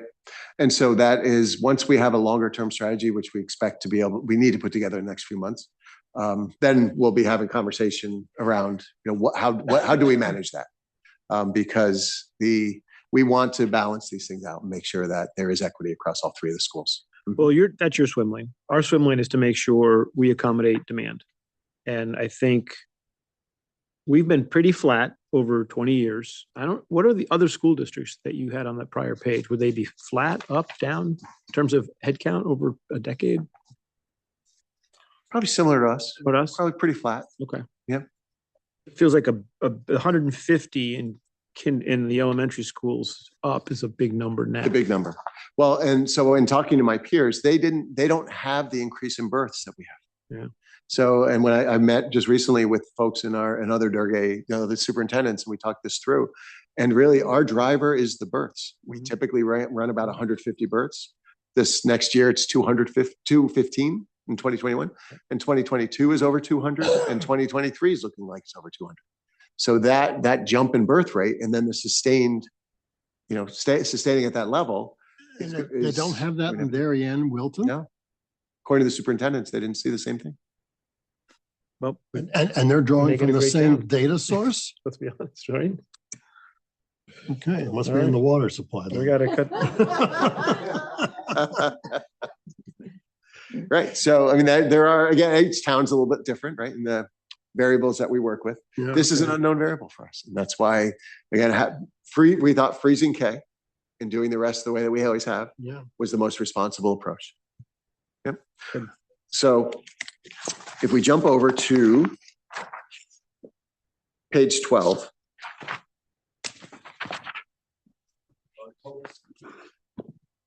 Total staff change, you'll see is 1.53 year to year, the FTEs. Okay, in the actual this year and proposed, and actually 1.2 of that is what we call, if you turn to 13, Tucker, you're supposed to remind me, turn to 13, you'll see it right there at the top in certified staff and what the enrollment variability adjustment. We've used those before, as you'll recall. And what we do with those is when we have a couple of grade levels at the elementary that are sort of right on the breaking point of needing an additional section, Then we'll build in sometimes 1, 2, or even 3 enrollment variabilities. We have 1 here this year for this. We've done the opposite too, when it looks like it could break the other way and go down. We've had a negative enrollment variability before. But generally, for this year, we've got a couple of grades that are right on that bubble. And so our experience tells us that at least one of them is likely to go above. And that's where the enrollment variability comes in. So 1.0 would be for the classroom teacher for grades 1 through 4. This is not for kindergarten. This is for those grades 1 through 4. And the 0.2 is for the special area. Because when you add a classroom, you also need to hire or have the special area teachers for their PE and their music and their art and whatever. So that's 0.2 that's spread out across all of those areas. The numbers, it looks like it's 2.5 head count actually going to teaching because you're taking 1 out of leadership. Well, I'll get there. That's right. There's 1, and I'll show you how that works. Right. Okay. Yep. Before you go So- there, I have a Yep. question. What, you have a question? No, you. I have a question. No, So said- I have to admit, I was going budget process is a little later than this usual. I did not have the budget book, so I was finding old budget books, including last year's, to get going through some things for this meeting, and then I got the new one. And I have a question. I think we approved, you say the base is 802. We approved 795 Mhm. in the last year's budget. So how's our now base 802? Changing needs, right? The budget is an itemized estimate of anticipated expense. So we've, if we have a child move in who needs a nurse, if we have additional teaching assistants that we need to bring on board, I will let you know we've reduced in a couple of spots. You know, we've reduced an art teacher and a PE teacher at the middle school due to attrition, right? We're able to do that. That won't show up here because this is our October 1 staffing. Right? So you wouldn't see that here. We also have grants. Some of these positions are grant funded. Are you So- saying the 802 is not right? No, I'm saying the 802 was right on October 1. October 1, that was only a few months ago. Is it, say it, okay. I mean, Well- not every position's filled. We've got some vacancies. But here's the But- question, really, I think we've got to think about this for a hot second. When we approve a number and it assumes a certain salary level, it assumes a certain benefits, right? Mhm. Everybody you add over that. I mean, within the operating, I guess I understand, but so long story short, I went back and looked and actually got some data, went all the way back to 2021. And so we had an approved budget of 751.9. And then the actual was 752 and change, fine. The next year, the new base was 753.2, and we went up 1. So the new base changed based on just like this. Not what was approved, but where you ended up. We approved 21 additions since 2021. You've added 51. Did you know that? It's 30 more. I mean, every year we approve a number, we do this exact same game. We have 795 we approved last year. It starts at 802. No, it should start at 795. Now, I appreciate you added some people, but I have to admit, Brian, in 1 year we approved 1, you added 3, we approved 5, you had 15. And I know we give you a lump sum, but I think we do this page to get our arms around what's the head count. And then, and during that period, actually, I went back and looked, the K through 12 was 4,176, and now it's 3,953. So we added 50 people for, 100, 200 fewer students. I think we have to look at this because, again, I went and did the math using just an average number, 75,000 per person added. Might be more, might be less. I don't know. I just used 75,000. We can adjust it if that's a bad assumption. That's $2.3 million this year over that period of time, more than we budget. Never mind healthcare. Cumulatively, it's $9.8 million. I mean, it's $9.8 million for those incremental 30 people. Again, we give you $100 million and you spend $100 million. Maybe you spend 99. But when you do this, our debt expense was $6 million a few years ago. Now it's 4. We get no benefit for that because the operating keeps going up. We save money and energy. We don't get a benefit for that because we keep adding more people. So I don't know that this system doesn't work. Base is the base. 795 was approved. You added already, it looks like you've added 7 and you want to add 1 more from what we approved last year. I'd like to really think this through, not necessarily tonight, but when you come back. How did we add 30 more people than we incrementally approved each year? That's the question. And then the embedded costs, as well as all of the associated healthcare costs with all of those increases. It's a lot of money. So we have, a budget that continues to grow. This is one of the reasons. We've embedded a lot of costs. And like I said, this is now up to $2.3 million of embedded costs this year. So not to solve for tonight, but I think we need an explanation for how we could have added that many more people. We're going to sit here and agree to 803. You're going to add 5 more, and you're going to ask us in next year, you're going to be at 808 asking for 2 more. We can't do that. We just cannot do that anymore. This has to mean something. It has to mean something, and it has to mean something as it relates to healthcare, which killed us the last 4 years. Those are really big increases. That's why we have more people. More people's more healthcare. So I just want to point this out as something that, kind of stumbled on. We'll have to go do a little forensic analysis, get your thoughts on it, of course, and then see where we are and what we can do about it. Fair enough? I will share that there are certain initiatives that drive some of these numbers. For instance, going back to 5-year look back, if you look 2020 to 2025, right, we've added building substitute positions. Right.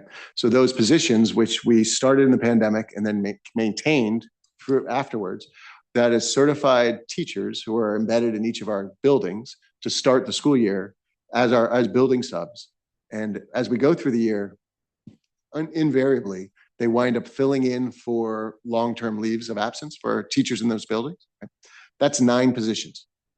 So those 9 positions, that's an investment that we've made because we believe when teachers go out on long-term leaves, we want someone who knows the school, the curriculum, and that can transition into those classrooms, with those kids and make that smooth and seamless and what have you. So that's just one little example of sort of how these numbers are driven. When did we approve that?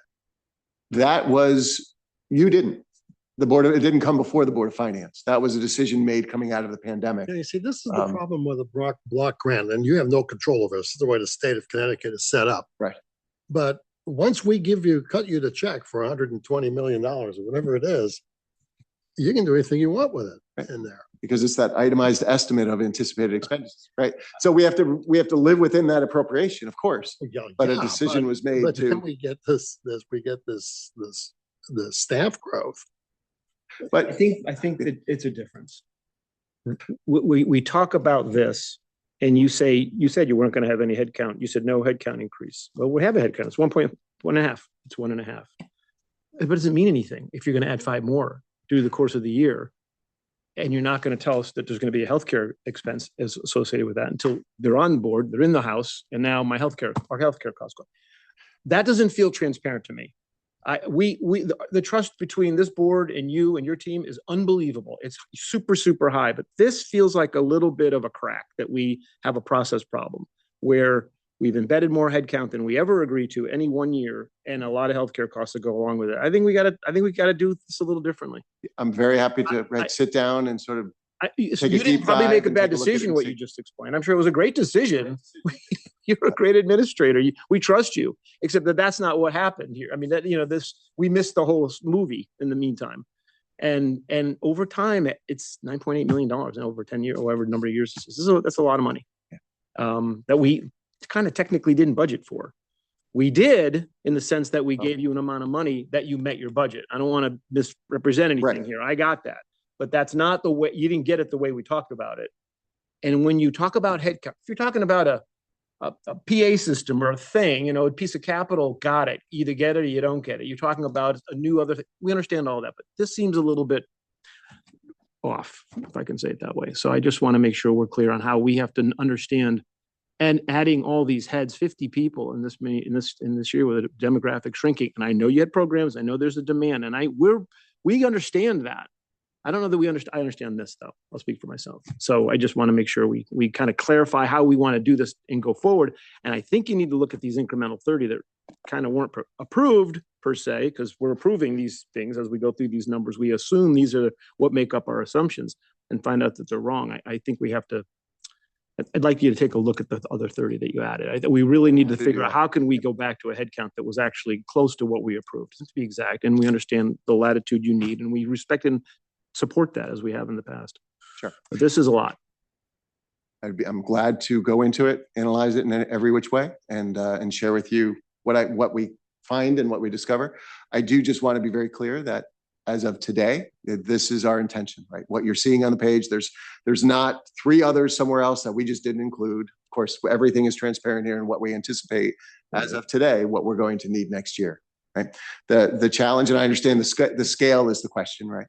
But the challenge, of course, is those emerging needs that we don't know of right now. So, but I will take a deep look and go through it all, make sure that numbers are coinciding. I'm not seeing a 50 as I did start doing this after it was mentioned to the Board of Selectmen last week. I'm not seeing that number, so I want to make sure we're reconciled on the numbers as well. So, Spreadsheet. what's that? I can send you the spreadsheet. Well, from I have here. Okay. Yep, I have a spreadsheet Okay. of, Ours is budget obviously, 'cause book. ours- is just budget book. Book to book. Ours is book to book. Yep. So, this is exactly pages from the book that, I mean, it's all one, so we should I tie. should be We able to go actually back should tie, 10 and if plus we years. don't, that We is should a tie. problem. exactly. If we don't tie, that is a problem. So Well, I know this does. I looked at the book last. Yeah, Over no, the that's week- what I'm saying. If we I was don't going through the tie, if book. his book doesn't tie to my Yeah. book, we have a problem. Okay. They will. Good. So I'll put that on the Okay. table. Let's talk about it Fair next time enough. we get together. Good. Okay. I mean, any questions from the board on that? I mean, Okay. I have a different question. So Sure. one of my favorite reports that you guys do every year is the staff utilization report, which shows it by classroom. Right, where you have, how many are in each, how many students are in each classroom. And so I guess I just want to have a little clarity on what happened. I guess during COVID, did we never go above, like, so far our limitation is 20 students in a grade at a certain level. Did we really adhere to that strictly post-COVID just to make sure we got all of our students back up on to speed? And now that we are, as we've spoken about how we're at the top of our DERG and everything else in the state, is there an ability, I guess, looking at now where you may hit a number because you have 1 or 2 students that may trip it to need to add an additional classroom? Would you go back to that policy where you would maybe for a year, because again, you don't know what your volatility is, that you might add 21 in a classroom if you have a more experienced teacher? Because I know sometimes you don't always have exactly the same number of students in each classroom anyway. Mhm. Is that an opportunity as a way to manage the unknown? So, couple things. One, we always try to come within those class size guidelines pre, during, and post-COVID, right? And it's for grades K through 3, it's 16 to 20. Mhm. What we did coming out of COVID was strategically try to work to keep the first grade and the kindergarten on the lower end of that. So at the 17 level, give or take. Generally, we typically run them 18, 19, 20. We try to sort of do it that way. We won't split a class unless they're going to go over 20. We don't split in order to get to a 16. We do. That's just how we try to manage it all. We have from time to time run at 21, across the sections, depending. We've done it over at South. We've had to do it at East. We've done it West. We've done it at all the schools where we've had to.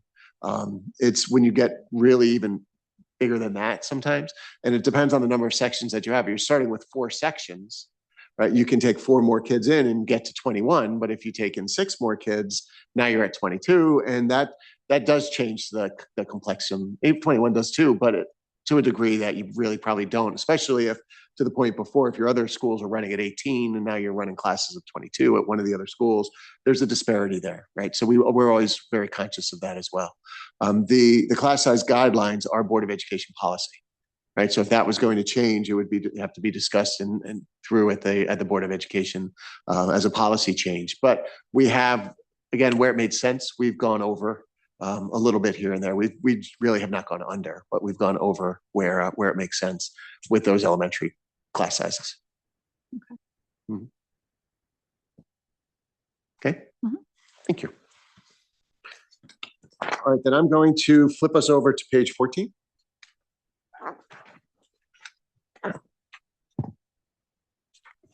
Tucker.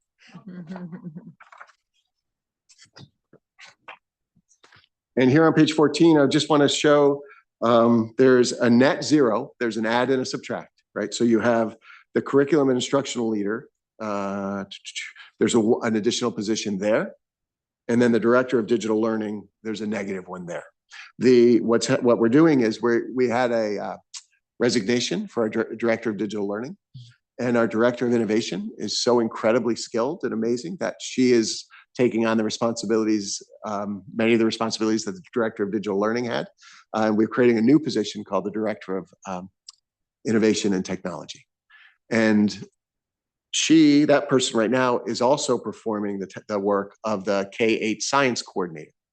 So we're reducing an administrator, and we are picking up that work with the K-8 science coordinator position, which will likely be an in-house, somebody who's working for us now who would be promoted into that role. And then the backfill would be a new teacher, new classroom teacher that would be, at a different salary level, et cetera. So that's a net zero, but really we're reducing an administrator, creating a cabinet level position, and backfilling it with that curriculum support position. And so this curriculum and instructional lead, that's the person you're talking about adding. Right. Well, it's a position, right? It's Sitting person. behind him. Melinda is here, right? She's our director of innovation and technology. Right. And she was our director of Yeah, click innovation. on We've this added job. technology. And then she's currently, as director of innovation, she was also doing the K-8 work as a Right. science coordinator. She can't do that, plus the tech, plus the innovation, plus everything else. So we're going to be looking in-house to promote someone into a K-8 science coordinator role. Oh, I see. All right, fine. I see what you're doing. All right. Yep. Okay, thanks. Sure. And it's a reduction of 1.0 in the administrative regs. Okay. And then there's some small changes like on page 15. And again, this is where we manage this as tightly as we can as we prepare, but that's 0.07 in physical therapy, which is, I don't know, what's that, about 15 minutes, whatever 0.07 is. In human resources, that 0.4, it was a 1.0 position. The person was retiring from the position. We begged and cajoled her to stay, but we reduced it to 0.6 for her to stay and then retire. But now she's retiring for the second time, and she says this is it for good. So we have to replace her at that position at a 1.0. So that's that 0.4. Just if you go back again a couple of years ago, maybe 2, 3, that would have been a 1.0. And then we reduced it to 0.6 for that 0.4. So in the non-certified staff with a 0.07 reduction, the 0.4 increase, that's 0.33. And so then you see the entire staffing plan. And again, I would say it is important to note at the bottom that of the FTEs, 8.7 certified, 6.9 non-certified, and then there's also 31 folks in the food service, that the certified, non-certified, those numbers are covered by grants. And it's really the IDEA grant that we have, the special education grant, that is meant to supplant the budget. It's one of the only grants that's meant to do that. Generally, grants have language that you cannot supplant. It must supplement, be something in addition to. But IDEA is meant to help cover some of the costs. It's the federal government's contribution towards special education, which is supposed to be 40% of the cost and runs at under 7% typically. So wait, is the other person in this sitting behind you too? I'm confused. This human, because I don't see Dar's position here, but I see. Oh, Dar's still here. Don't worry. Like, wait a second. Wait a second. That sounds like you. Right here, supervision management, director of human resources, 1.0. No, I see that. On page 16. Sorry. Oh, I was at administrator, so now I'm. It's not an Okay, administrative position. Sorry. Okay, that's why I was I mean, it getting is, but confused. it's different. I was getting confused. Okay. And if I'm getting confused, I know your budget probably better than any of these people. It's true. Cover those FTEs as we mentioned. All right. Now, if you would go to page 18. Break it down. I mentioned the 8 large objects that we have. That is the way that budgets are developed in Connecticut. Under each of those, you have these line items. And then, of course, you have multiples underneath this as well. You get to over 800 line items, different things. But under salaries now, we break it out by administrators, by teachers, counselors, others. And you'll see if you go down about the middle of the page where it says custodians maintenance, you'll see that their difference to projected is 0. And you'll see the same thing for non-represented. You see the same thing for our drivers and bus monitors, because they are not unionized or they are in negotiations. So we don't put a number in there when someone's in negotiations because we don't want to signal where we are. So what we do instead is we roll all of those numbers together and we put those into the salary adjustments line, which is in the bottom third of the page. So that number there, and you'll see you project 0 because the number that's there then gets fed into the appropriate lines once you know what that amount's going to be. So we aggregate it, make our best estimate on where things are going to be, and then those funds flow up in the transfers that we do as we start the school year. We have our leave of absence adjustment. We have our turnover savings, right? And if we think about levers to pull, there may be some opportunity in turnover savings, and we can revisit that as we have our conversations later. Flip over. Our next object is employee benefits. And you mentioned the insurance before, Todd, and you're right. It's been a couple of tough years. And as those of us know, with self-insured plans, you get a good year from time to time.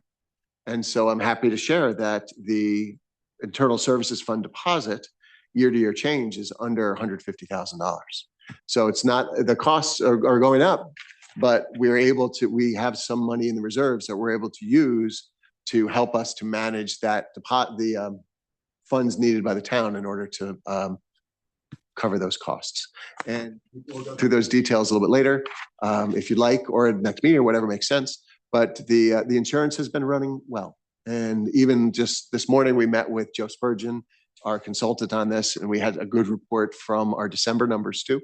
And part of it is because it hasn't been running well, right? Last year, we've had some very high months.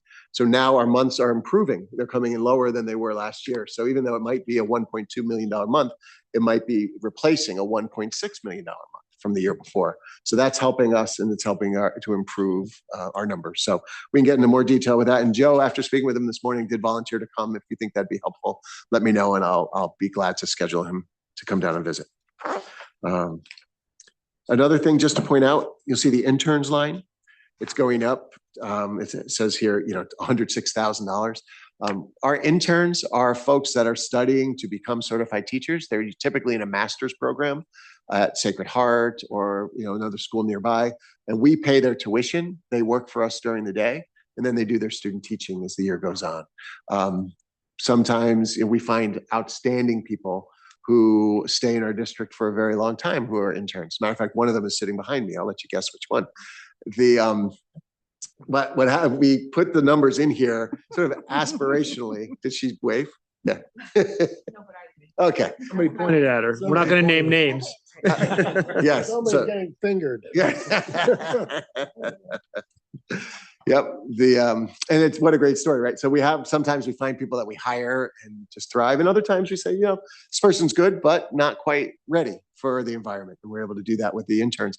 If we're not able to hire the interns, so we put enough aside to have 3 at each elementary, in the middle of the high school have some, then the money rolls back into the substitute account line, because essentially what the interns do while they're working with us is substitute teach in classrooms. So they take the first absences, right? So we save on subs, but if we're not able to find them, it just rolls back up into the subs. So it's not really new money there, because that's where it would go if we don't use it. And then I mentioned the negotiations ahead. Deanna, you and I have talked briefly Where's the about. subline? Sorry, I'm just trying to see the net. Oh, subs are inserted. I'm just trying to see where the savings is. Right, so what you'll see is we're flat year to year from projected to next year's budget in subs. We're keeping that flat. And then if the interns don't, if we're able to hire them, great. And if not, then that money would roll up, because there is always a But little. it's like 107. I mean, you're talking a doubling in the price of the interns. So that's 100,000. I mean, The actual is what because we're picky in who we hire as interns, right? So the goal is to have 3 at each elementary, couple at the middle, couple at the high school. And but we also interview them. Yeah, we interview them. We make sure that the interns are going to be successful. And if we're not able to find the right folks, then we don't bring them on board. substitutes Yeah. here, and interns are over here. Yeah. Let's see. Second Where? line in non-salary.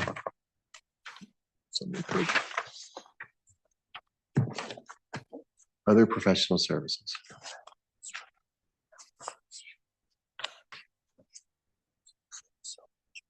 Oh, yes, go.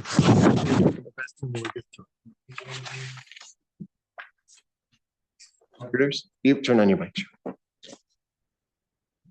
Press hard. Thank you. Yeah, that could be any, it could be, it's not legal, but auditors would probably go in that line. It's probably the most. Okay, that's most- not like in lieu of hiring somebody, you're using a contractor as a teacher or something. But that is, we do that sometimes in our special education program, and we'll get there. I'll show you. When we get to the special ed. Let's, for now, let's flip to page 20. Me on the interns. I was looking at the page where you had the summary at 106,000 on page 19. 21A, which was added. But back to 19, on 19, you have interns 19 for 198,000. Why is that doubled? Because we start there, if you look even the year before, we were at 108. So we start with the aspirationally hoping that we can find 3 for each elementary school and 2 for the middle and intermediate, and then 1 or 2 for the high school. So we start there and hope that we can find it. But whatever, if we can't find that number, then the balance will get rolled back into the substitute line. So, and that's because we're keeping subs flat, if you look year to year, 112, 915, 112, 915. Right. So that's with those interns, we feel confident in being able to do that. But if we're not able to have those interns, then we're going to need to hire more subs because the interns take the first 1, 2, or 3 vacancies or absences by staff, certified staff. So if we only have 2 to do that, then we'll need more for the subs to be able to cover. So how do you get though so the budget for the substitutes last year was 836, and now you're projecting it to be 1.1 million. And you definitely don't get that from the intern line doesn't offset there. Well, look back to the actuals in 2025. No, That was 1.1 million. so Right. what's, So what's going down to? we you have budgeted yeah. too low. Bottom line, we budgeted the subs this year too I low, appreciate which is that. why it moves I back up to appreciate that. 112. I'm saying where in this budget are you paying for that? Because you gotta find the money somewhere. Well, when we do our reforecast, every dollar is looked at and moved. So that's the difference between the budget and the projected. So 300,000 could go, you found 300,000 somewhere. I'm just Oh, looking. at your not budget. somewhere, right? But it's every single line. as No, we I look know, and it I know aggregates you and make approval, I know it goes to Right. the board and you make approvals. I'm just looking through here where the negative is on the budget, from budget to projected. I'm just trying to see where you found that that's not an insignificant amount of money. Oh, no, no, it's Fine.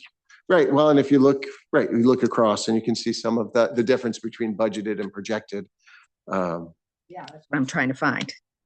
Well, you have to look at all 800 lines because that's Oh. sort of how it builds. It might be some here, some there, but there's not one place. No, that it all I moves from. totally Right. understand Yep, that, but I would yep. think it's such a big number. I would have to find it at something here has to have gone down a fair amount. Some do. I just don't see it, is what I'm trying to say. Okay, well, I'll find it.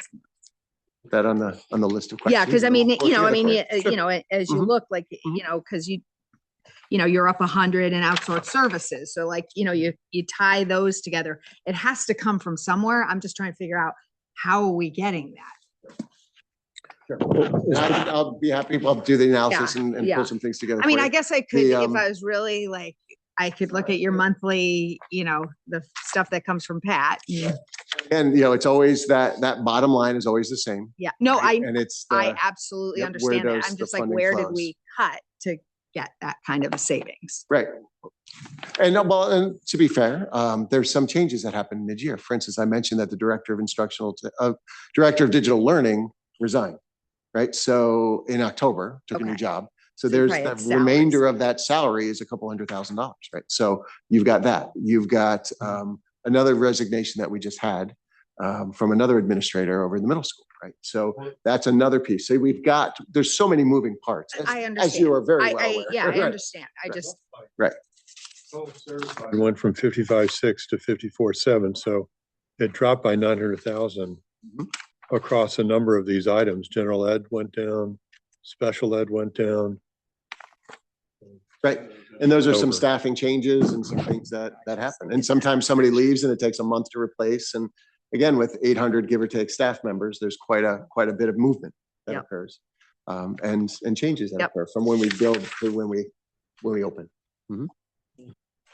So Speaking about turnover, then how has the turnover been since you switched the schedules with the middle school going later? Oh, I don't think that's had an impact. No, I think that we've had some turnover coming out of the pandemic, as all schools have. It's slowing down a bit. We've got, a couple more that I know of now. I think we're up to maybe 4 for next year. We had some years where we had a dozen, right? So I think that, there's going to be some waves here and there. It's setting up to be a pretty typical year, maybe with a half dozen, give or take. What is the turnover savings was budgeted for 555, right? 555,000. Correct. Are you not projecting a number? We are projecting 150 in this budget. We put in the 150. What are you projecting for 26? Oh, we just roll that, we just net that out, right? So that's part of that savings up above. So we're not going to project that because we don't carry it. And once we open, this is essentially a subtraction off the bottom line Right. that we anticipate. So when we talk about the difference in salaries from 55.6 to 54.7, 555 of that is that turnover savings. That's where you would see that. I think I understand it. Negative because now we're in the actuals. So you wouldn't carry a negative because you're looking at your actuals when you're looking at our salaries. Because like for these positions, our teachers we encumber them because we know what they're going to make. So wouldn't carry that negative. but the budget did you put budget 500? What did you budget last year? Last year we budgeted turnover savings of 555. Oh, So that came that off was the the bottom budget. line of That the was the salaries budget. amount. Yep. Right, but similar to what we do with like the salary adjustments and others, once we have our salaries and we encumber them, whatever, we couldn't encumber our salaries and also carry the 555 as a negative because then we'd be that below the actuals by that amount. Right, because the turnover savings is from retirements in this year that help us in the next year, right? I would think you'd have a sense because that was an estimate a year ago. Without reality happening as we speak during the course of the year. I guess I would assume you would track what's We do. happening. Yeah, I don't have that right now for what we've done for this year. I'm happy to Yeah. look at it. I mean, what I know is that, the differences we can see above. I don't have it person by person here, but I know the HR department does track that. And we've got retirements, resignations, other pieces. Yeah, I think it would be interesting. And we assumed 500,000 and it's going to be something. Should probably know. Okay. Yeah. All right.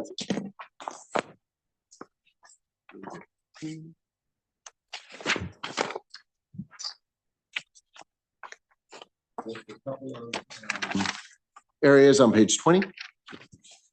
You'll see instructional supplies. You'll see an increase of 65,875. 50 of that is what I mentioned with the cell phone policy at the high school. Right, so that's sort of where that lives. Others of that is for other funding there is for the Yonder pouches at the middle school, other things there. Our transportation at the top of the page, you see our general ed transportation goes from 4.860 million to 4.952 that's a 1.9% increase. I flag that because it's a significant expenditure, obviously $5 million in the budget. Also that we are in the fourth year of a 5-year contract with Yatco, our vendor. We're fortunate to negotiate a 2% contract year for each year. We've been talking to some of our colleagues who are seeing much higher numbers. So we're optimistic that Yatco will continue to be a strong partner with us. And if not, we have to go out to the market. We'll take a look. But we're in year 4. The some of the advantages, some of the reasons why we're able to get the 2%. I mentioned the propane buses before. One of the things we've learned is that when engines are burning propane, they run much cleaner. They last longer. They don't have the same wear and tear as they do with diesel, which, gunks up and what have you. So just that alone has helped us because we haven't had to replace as many buses as typical. So our general ed transportation is there. And then the last thing, and then I'll turn it over to Sean for a moment, is on page 21, we have our fees. And those are again, an offset. And Sean can talk about it briefly, but it also has to do with, interestingly, again, we look at every dollar, the gate receipts. So if we host the Turkey Bowl, we have an additional $45,000 that we make there. There's also a basketball tournament that goes back and forth with us and Darien, and they happen in the same year. So that's 16,000, give or take, gate receipt that goes there. So that's just the detailed budget at a high level. Sean's going to talk a little bit about drivers, and I know the Board of Finance always likes to talk about the why the budget changed piece, just get a little bit of detail. And then we're just going to take one more minute to go into the individual schools because I just want to show you a couple of quick things. Yes, Steve. Just a quick question. On page 20, as part of the total purchase services, there's a line item for outplacements. I'm just curious what that is. I remind you, please lean into your mic. Nobody can hear you, and they certainly can't hear you online. Thanks. Sorry, Tom. So my question related to outplacements on page 20. Yes. So the outplacement number, and you'll see that it's flat year to year, right? That's the amount spent, and we were talking about it a little bit before, for students who are who need additional programming beyond what we're able to offer here in school. And that's through the PPT process where we've agreed that students usually for safety reasons or health reasons are educated elsewhere. It also is for children whose families feel that we may not have the program that they think we should or they want. And so there's a settlement agreement where they're going to a different school. When we talk about that excess cost grant, reimbursement grant, it's from students who are generally outplaced through here that are the highest cost. And so most districts have the number of what they anticipate spending, and then they net out what they anticipate receiving for that excess cost reimbursement grant. The agreement we have, which has served the district extremely well, and I hope the town too, is that we budget for the entirety. So this is the gross number. And then the excess cost grant reimbursement grant comes to the town. And then if something changes, if people move into town, other needs emerge that are beyond this, then we're able to access that, which protects the rest of the budget. And if not, and whatever's left or all of it rolls back to the general fund as an offset. Thank you. Appreciate it. Yep. Do you, just really quickly, because we're on that number, do you have a sense of what percentage is settlements versus true outplacements? At a high level? If you were to mix, if you At were a to high say level, 50-50, 20, the man in the room that I'm looking at is expenditures trend about 50-50. The numbers are about 25-75, but the 25 outplacements, 75 settlements. Okay. but the expenditures about 50-50. Oh, no, people 25-75. Got it. But dollars 50-50. Thank you. Okay. Good ballpark numbers. We get to healthcare at some point? Yeah. Okay. Yep. And I think maybe you don't need to answer go your through those question, details. we're going to want Ryan or Joe. You know what, instead of going through the details, let me do, Right, before we do that.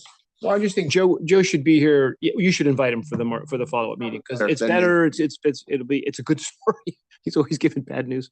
So we'll give him an easy night, but we'd like to know more. Yeah. So you okay with that? Yeah, I'm After fine with that that. It level of was just detail. that in October, we talked about the comparison of a self-insured and a Yes. premium coverage. And you were going to get back to us with an answer during the budget process. yes, and Joe has done some of those analyses for us. So he'll address in March.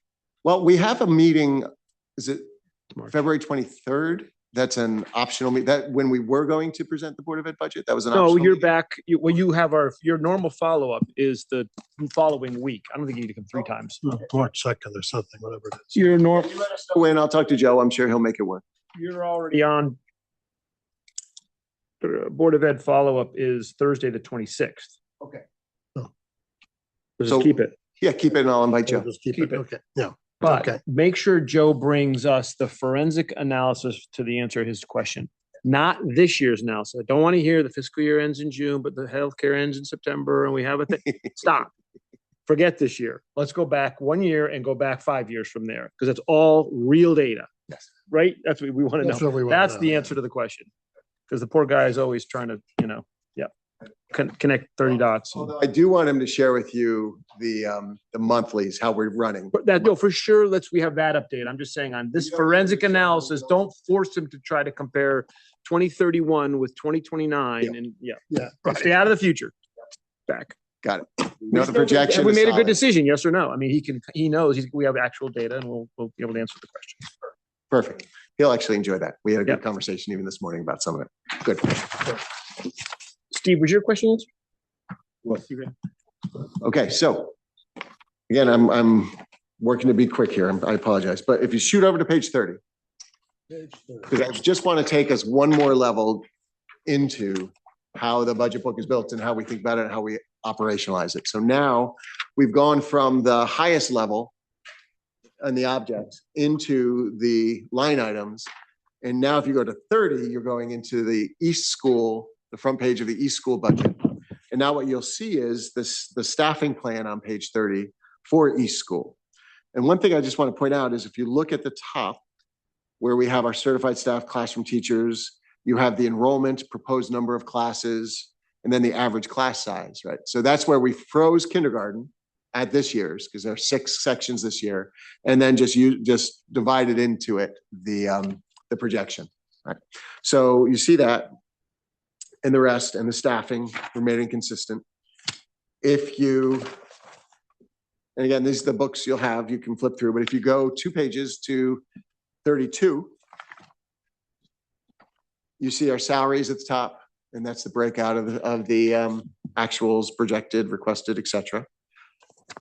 And you'll see that in some of our schools, the 3 elementaries, 2 of them have a higher percentage increase for their certified teachers than the others.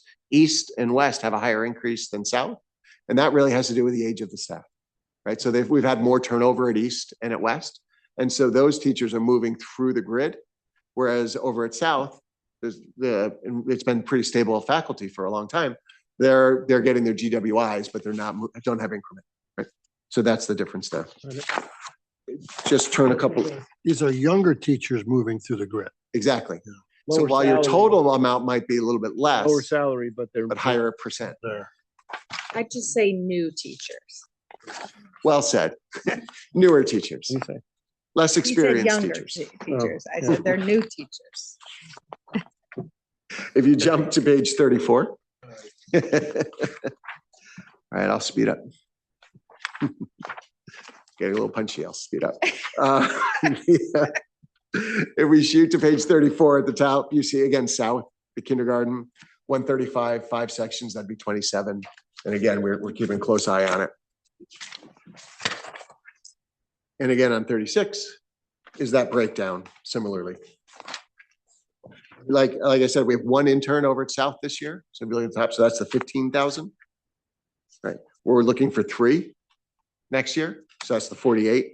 And I know 15 times 3 is not 48, but there's a different cost for Sacred Heart versus other schools. Fairfield's a little bit different. So we just kind of blend it. So that's, again, the 33,000 difference that if we don't find 3 great interns, then the balance will roll into subs. Okay. And then the same over at West, where our kindergarten, if we hit our projections and didn't change our number of sections over there, we'd be looking at class sizes of 30, right? But again, we put that out there just to put it all, be as transparent as we can, about it. And certainly we're not going to just pick a number out of the air for our anticipated number of kids. And again, on 40, The intern, we have one intern over there, that's 15,300 because it's a different, maybe one's Sacred Heart, one's Fairfield, other things. And that's the total there. Okay.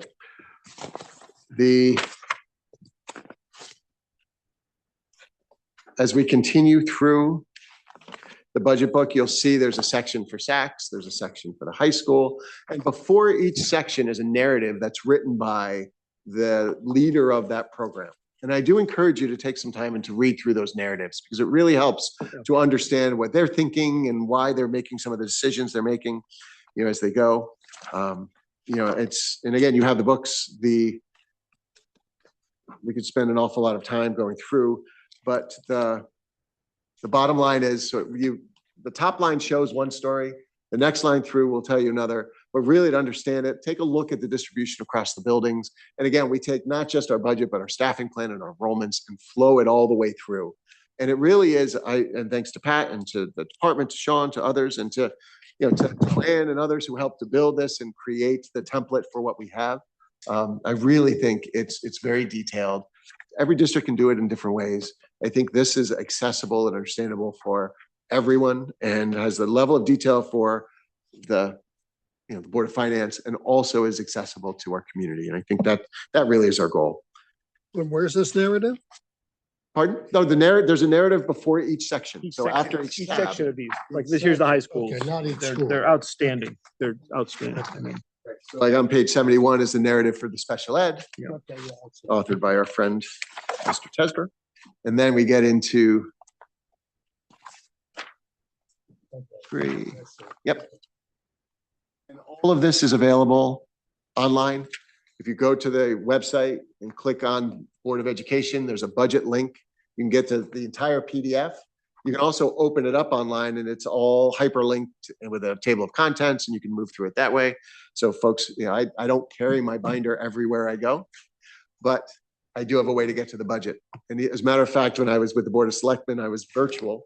And so my computer was on Zoom. I had to use my phone to pull up the budget and try to, have the answers to some of the questions that were coming. So This budget document is for anybody to see in the town? anybody to see anywhere Totally open. in the world. Yep. Okay. It's totally open. It's right on the website.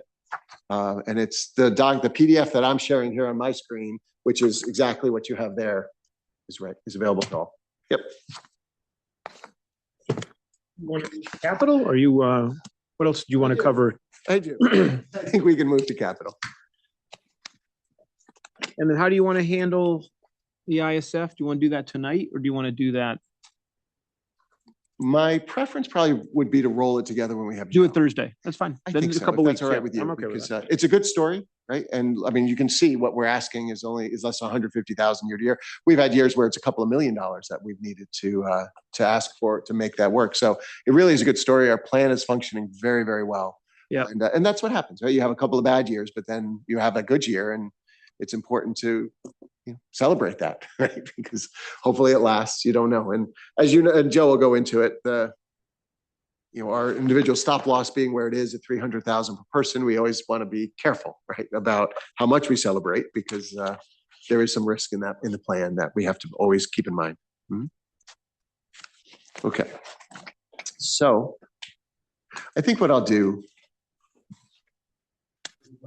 I mean, I do have a couple of slides. Well, let me see if I can just go to. This is your meeting. Try to go back to the.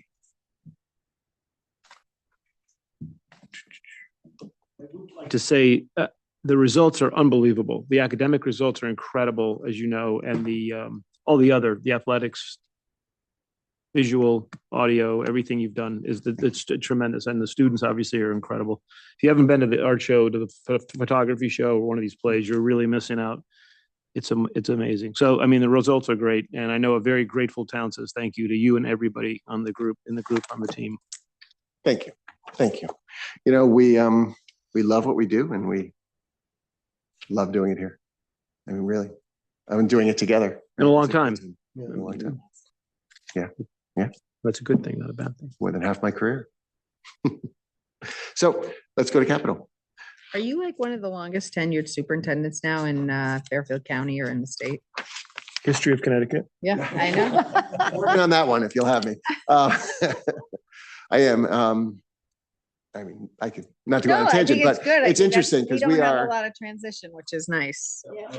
not only in the superintendency, but in The team. folks behind Yeah. me as well, Yeah. team, right? Ari Rothman, I didn't read his name. It's unbelievable. God bless him. If I ever have time, one of the studies I will do will be about the positive effect of sustained leadership in school districts. Yeah. Amongst the, the district office and the schools. Because not only for us, but our principals. If right? only the numbers didn't change. I will say, and I'm not this, just to say, we have trended lower than inflation over the last 10 years. I have to think about It's that. not my lane, but I was told by someone whose lane it I'm is. sure you have. No question. I mean, we did 9.2% inflation in 22. No question. No. You've done an amazing, look, we know this, Renaud. Just felt like I needed a little. You did. I was complimenting reading the you room. and your team on everything you've done. And thank you. You know, I mean it. I do, and we kid, but I'm very incredibly grateful. Our capital. So going into capital, we had some great conversations with the Board of Selectmen. They made a few decisions that impact the capital. Those decisions are not reflected in what we're going to talk about tonight in the budget, but you can draw a line through it if you like or whatever else. But I am going to advocate. The Board of Finance has decision. The Board of Selectmen We very have clearly capital said. authority. The Board of Selectmen has capital authority, not operating, No. but we do have capital authority. Clearly said that. This out, but the Board of I'm just Finance can telling you. always put it back in. Okay. Brian's texting me, please add back. Yeah. I think I can quote that, right? The Board of Finance can add it back in, but we're going to We're one team.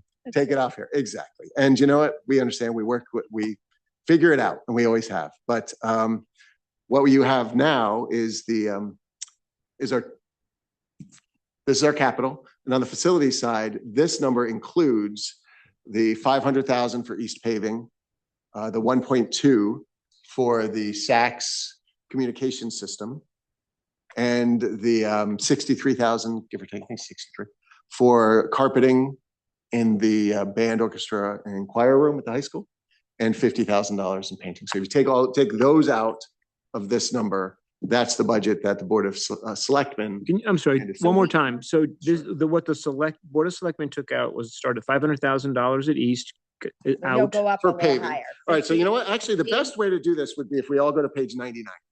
Yeah, because that's where I am. That's right. Yeah. I'm on So take 99. out I'm on 50. that. Look, you've already marked yours up. This was a few Go ahead, weeks ago. go ahead, fire away. Okay, so on page 99, look at East parking You have lot. to go up. We Ma- took 50 out of Painting. painting. I was gonna do it. I was starting at the top. I was gonna do order of magnitude. I Okay, mean, I don't know. How do you do it? In the middle and then go back up? All right, minus 50. okay. So in the district at the top, it says painting, that 150 goes to 100, Minus 50. Okay. okay? If you go to East, the 500,000 goes to 0. Minus 500. If we go, see, now I have to do this one. I wanted to do this one last. If we go to Saks, She's the boss. the new PA system, which is really a communication system, and I'll give a little information about that, is put a question mark. Well, hang on. It came out of the Board of Selectmen's budget. Selectmen with a caveat. In all honesty, the caveat was the Board of Finance can put it back. Okay, let's be clear. The Board of Selectmen gave us a budget with that out. The door cracked open. I hear what you're saying, but this came out. Okay. So that's 1.7 already. Okay. Okay. And what else? The last is under high school. Let's go. Replace carpets, band and orchestra room, 60,550. Minus another 60. Okay. So 1,760. Okay. All right. Got 65. So I'm at 3,150,493. Is that right? Is that what you have, Sean? 49. 8.6. Yes. We should have, it should be in the numbers we get from Ryan. Ryan, is that the number? That's what I have, yes. Good, okay. Okay. $3,150,493.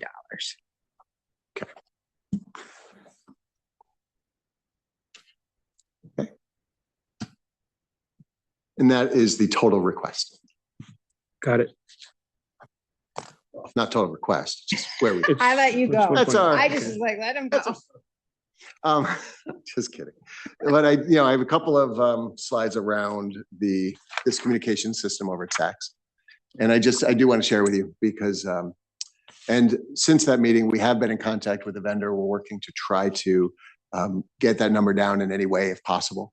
One of the things about it, because it's a large project, there's a contingency in there of about 50,000 that if we remove that contingency with the understanding that if we need a contingency, we could perhaps come to the Board of Finance and transfer from another project that has a balance or something else. So we wouldn't necessarily need to carry that unless we need to get to it. But when you have a project of this scale, when you're talking over, 1.1, 1.2 million, you need access to something in case there's unanticipated conditions in the field.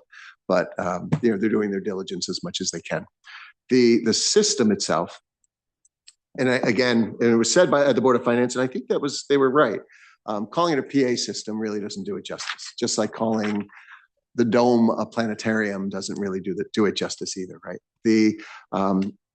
This system itself serves multiple functions, right? And it's really it is a PA system. And I guess we call it that because what happened a few years ago, we had money in the budget request to replace the PA system at Saks in the high school. And it was about 350,000, give or take. I don't remember exactly.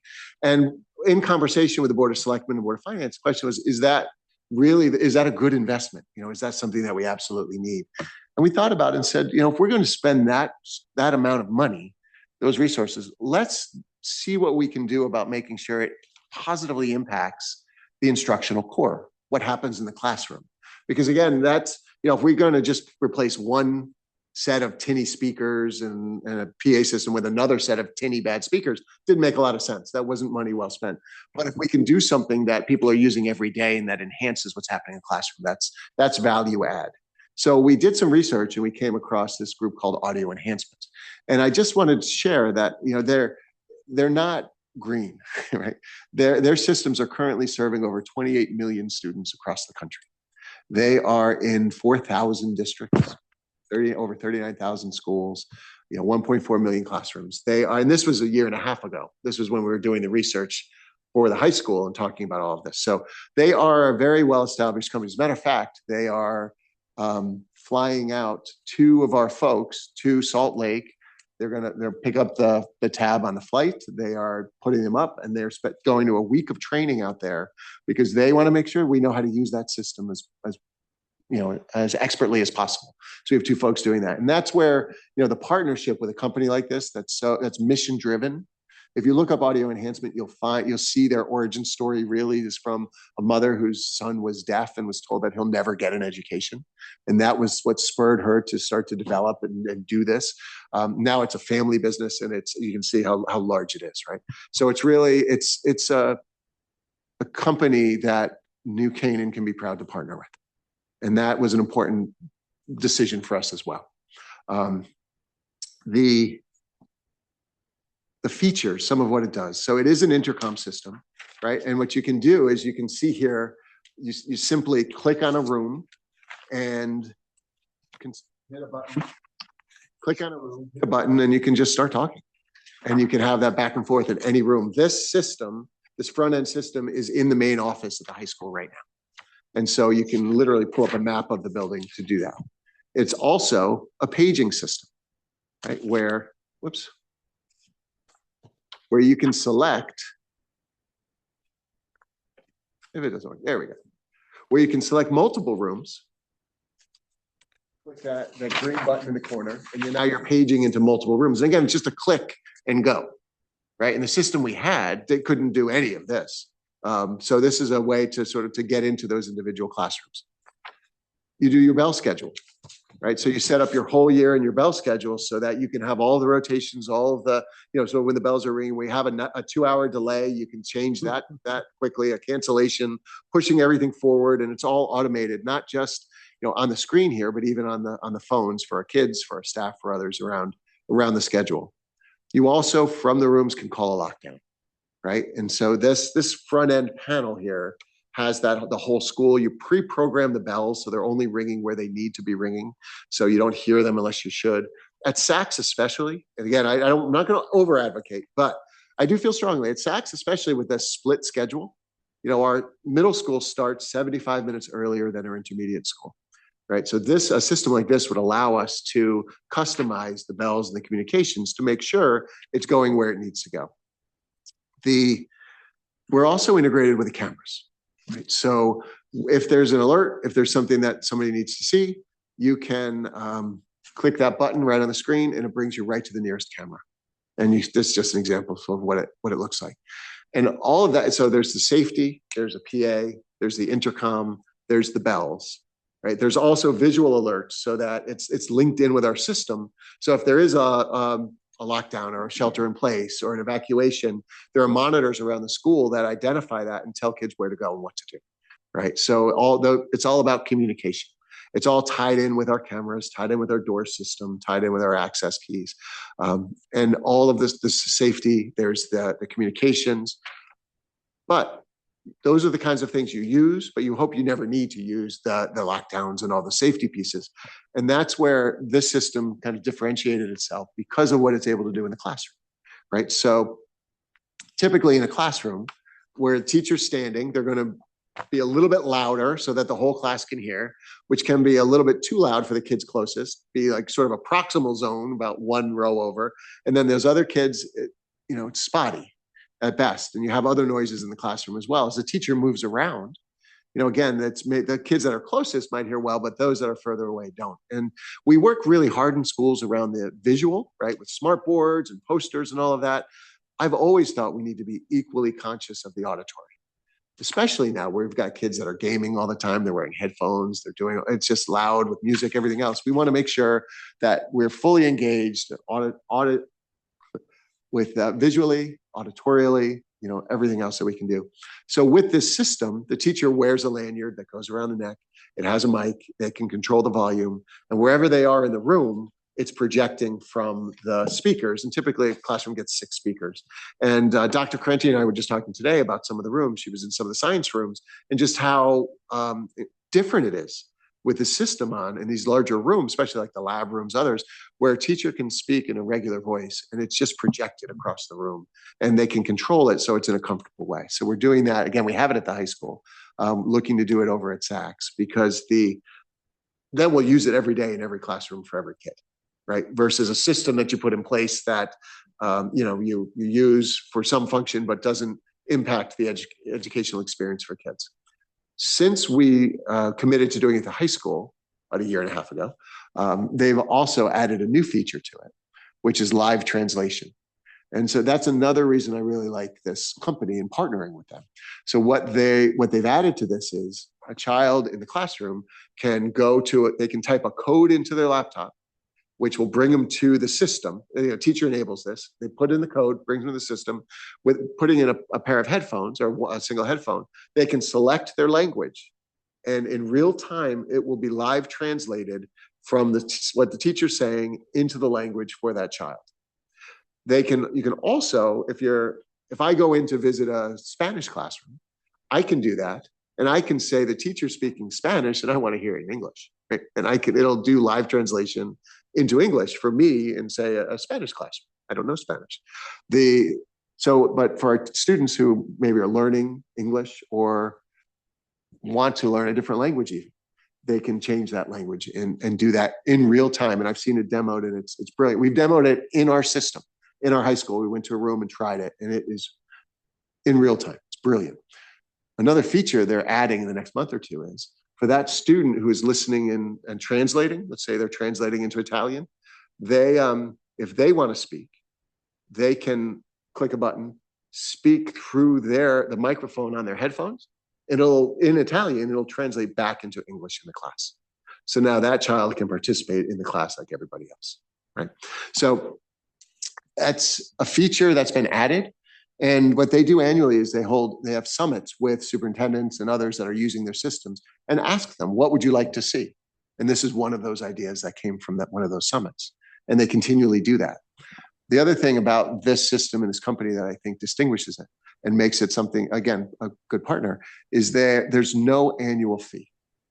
When the system's in place, you have the equipment. Of course, there's refresh cycles on all equipment. It's equipment. You've got lanyards and what have you, but you're not paying X amount per year for the right to use the system. Once the system's installed and in place, it's yours. You use the system. Do you pay for the upgrades, like these language modules? Do you like pay them for the upgrades? Some yes, some no. So because we were the first high school in Connecticut, you saw how many are doing this across the country, but it really hasn't found its way here yet, partially because of the structure, right? Individual towns versus large counties. So if you go into Virginia and you're going into one of the large counties, then you're going to, one conversation, one, decision, and you can go across all the schools. Connecticut being 169 towns in the small state makes it a little more challenging. So we were the first to do this. And because of that, we have negotiated a very good deal on the translation piece. Is it a license? It's not a license. It's not a license. So it's a one-time installation, and then there's upgrades, which you'd pay for, but they don't charge you per day, per student, Correct. per room, per person. Okay. So I got three questions. One, how's the high school going? A+. On a scale of 1 to 10, you give it a.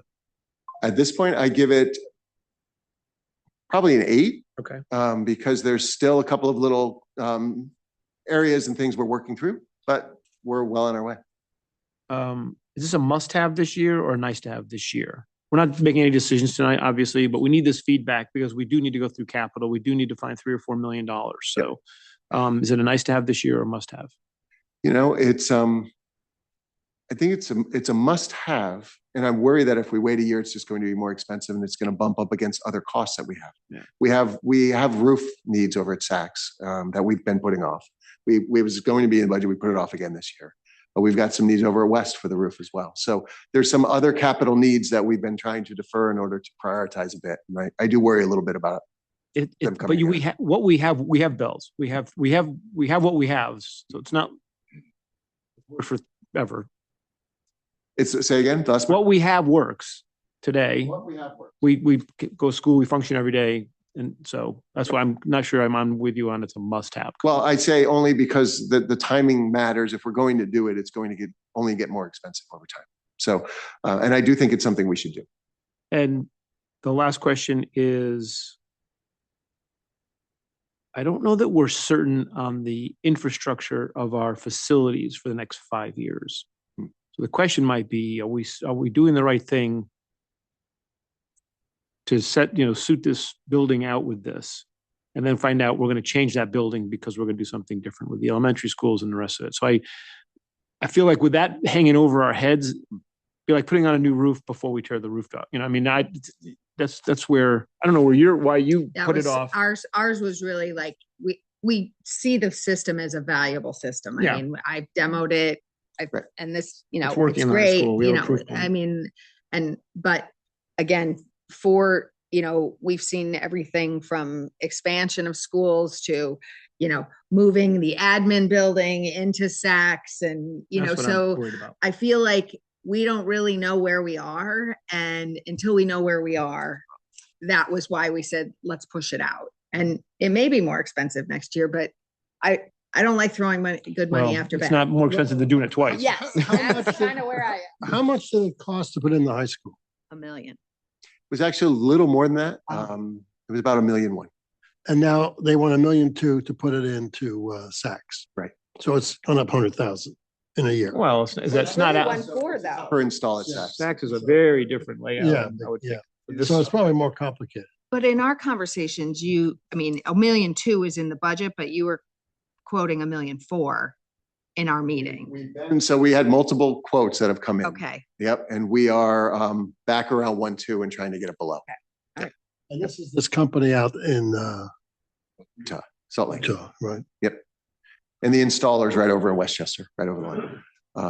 It's not a tonight decision, but it's great. Any other questions for tonight that we need to know? Just out of curiosity, because you mentioned about the English language learners, how many do we have in the high school? And Well, we how have many over would we? 30 languages that are spoken Right. across. It's sort of who qualifies, who doesn't, but who could also benefit from it.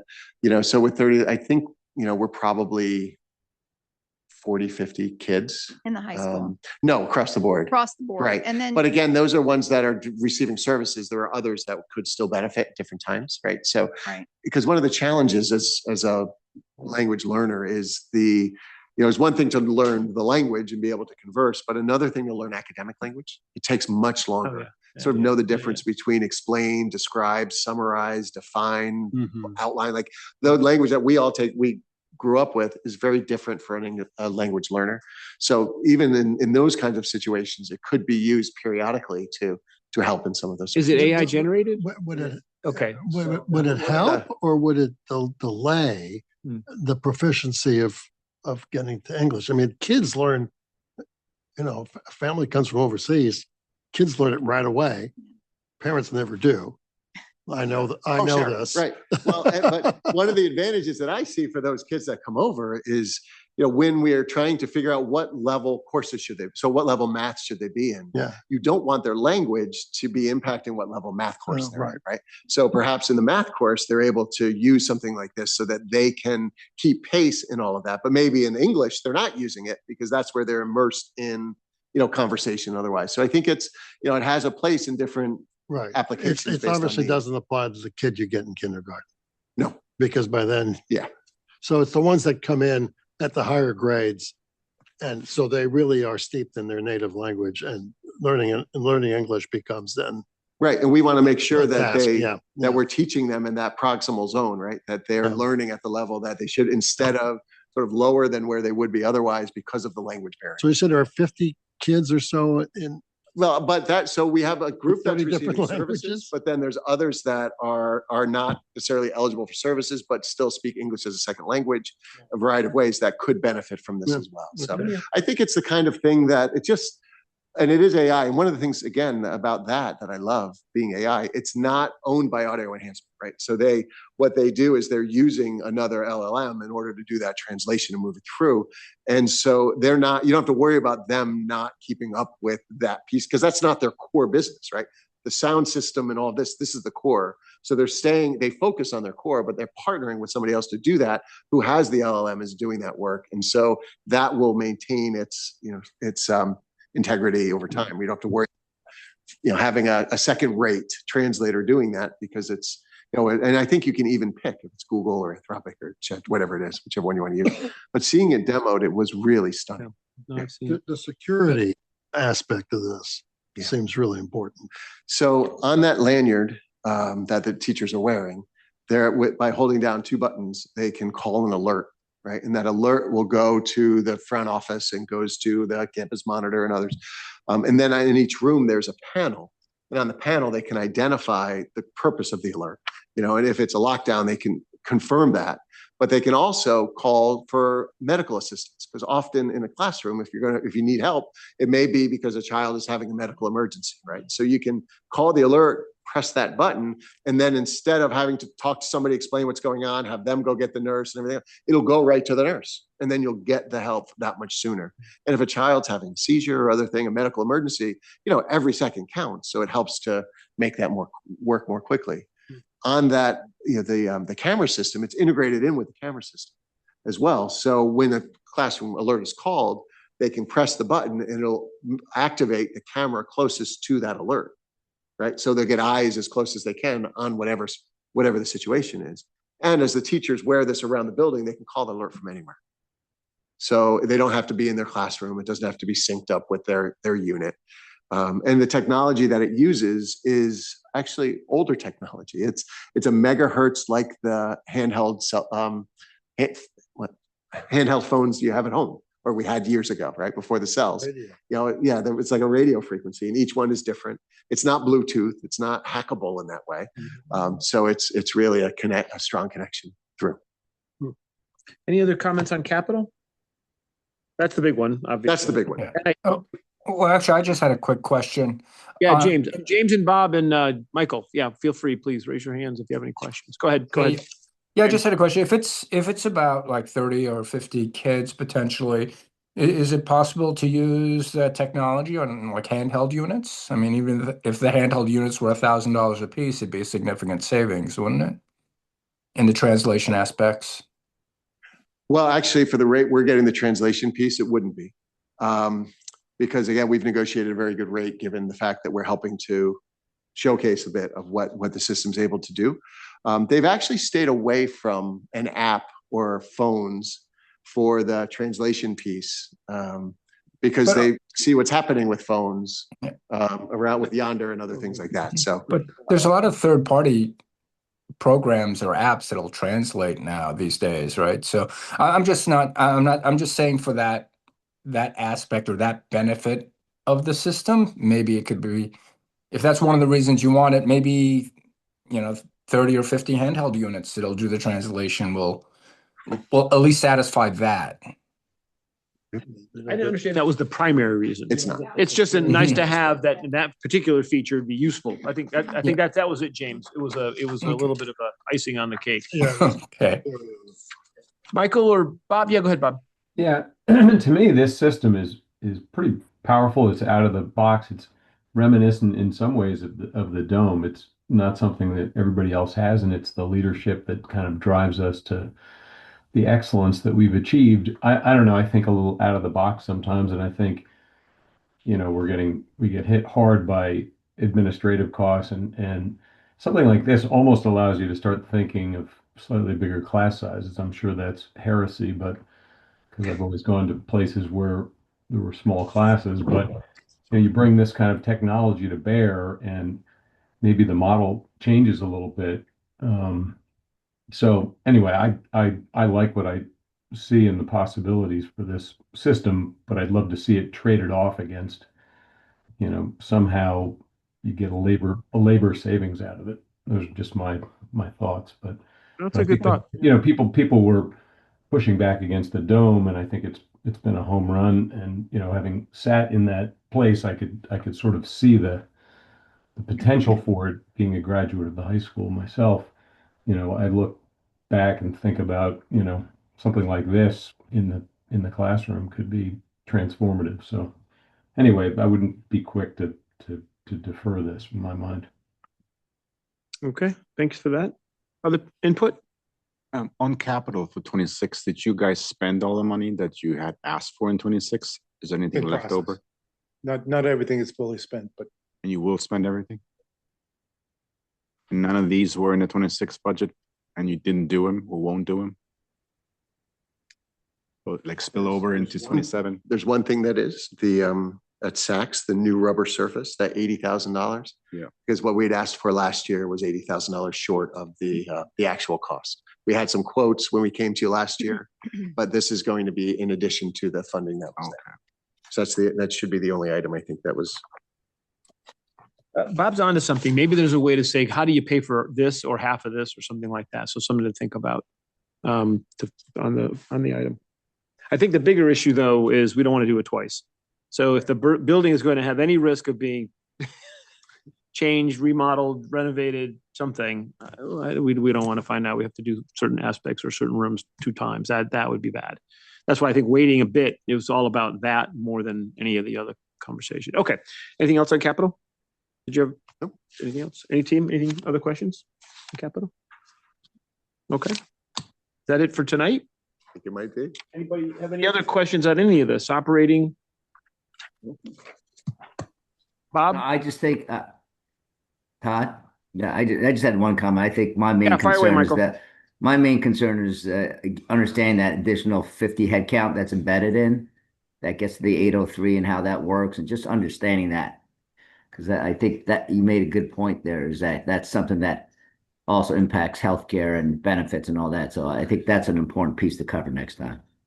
Next time I have it's 30. It was not 30. It was not 50. It was the 30. Who's The there? Delta. Okay. The ISF, for sure. We have to come back on that. I don't know that you're going to have an answer on the contingency bucket because of the negotiations in 3 weeks, right? The 707 that you have as For Well, with salary increases in areas that are in negotiation, you're not putting anything out there. You just have no clarity on that, likely in 3 weeks. No, we probably Okay. won't be any closer with that.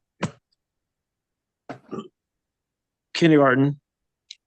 We'll come back to that a little bit in 3. I'm not sure we're gonna have a whole lot more information, but I think we want to have the plan nailed down for the for the contingency, non-lapsing for the piece. non-lapsing. Thank you. Yep. Brings And I back- did present to the Board of Education last night so that we were all on the same page. You guys are and okay on that? They did authorize me to go forward with the Board of Selectmen. Board of Those are the Finance. items I had. Healthcare included, of course. Okay. Thank you again. A very grateful town. This is an amazing product. Every year it gets better and better. It's almost unbelievable it can get better from where it is, but I know it will. So thank you very much. Let's see. Thank you. We had one other item. We're going to do financial update, but I asked to push that off to Thursday. So I'd like to just amend the agenda to have that update on Thursday. Ryan's a new dad, and I just was too late to keep him up to do it for us tonight. In case you were wondering what I was. Please apologize to him for me. No, but we'll do it on Thursday. Okay, a motion to amend the agenda to move that to next week, to Thursday, excuse me. Thank you, Maria, second. Nick, all in favor? Okay, a motion to adjourn? Maria, second? Favor? Aye. Opposed? Bob, you guys are good? All right, thank you all. Thanks for hanging in there.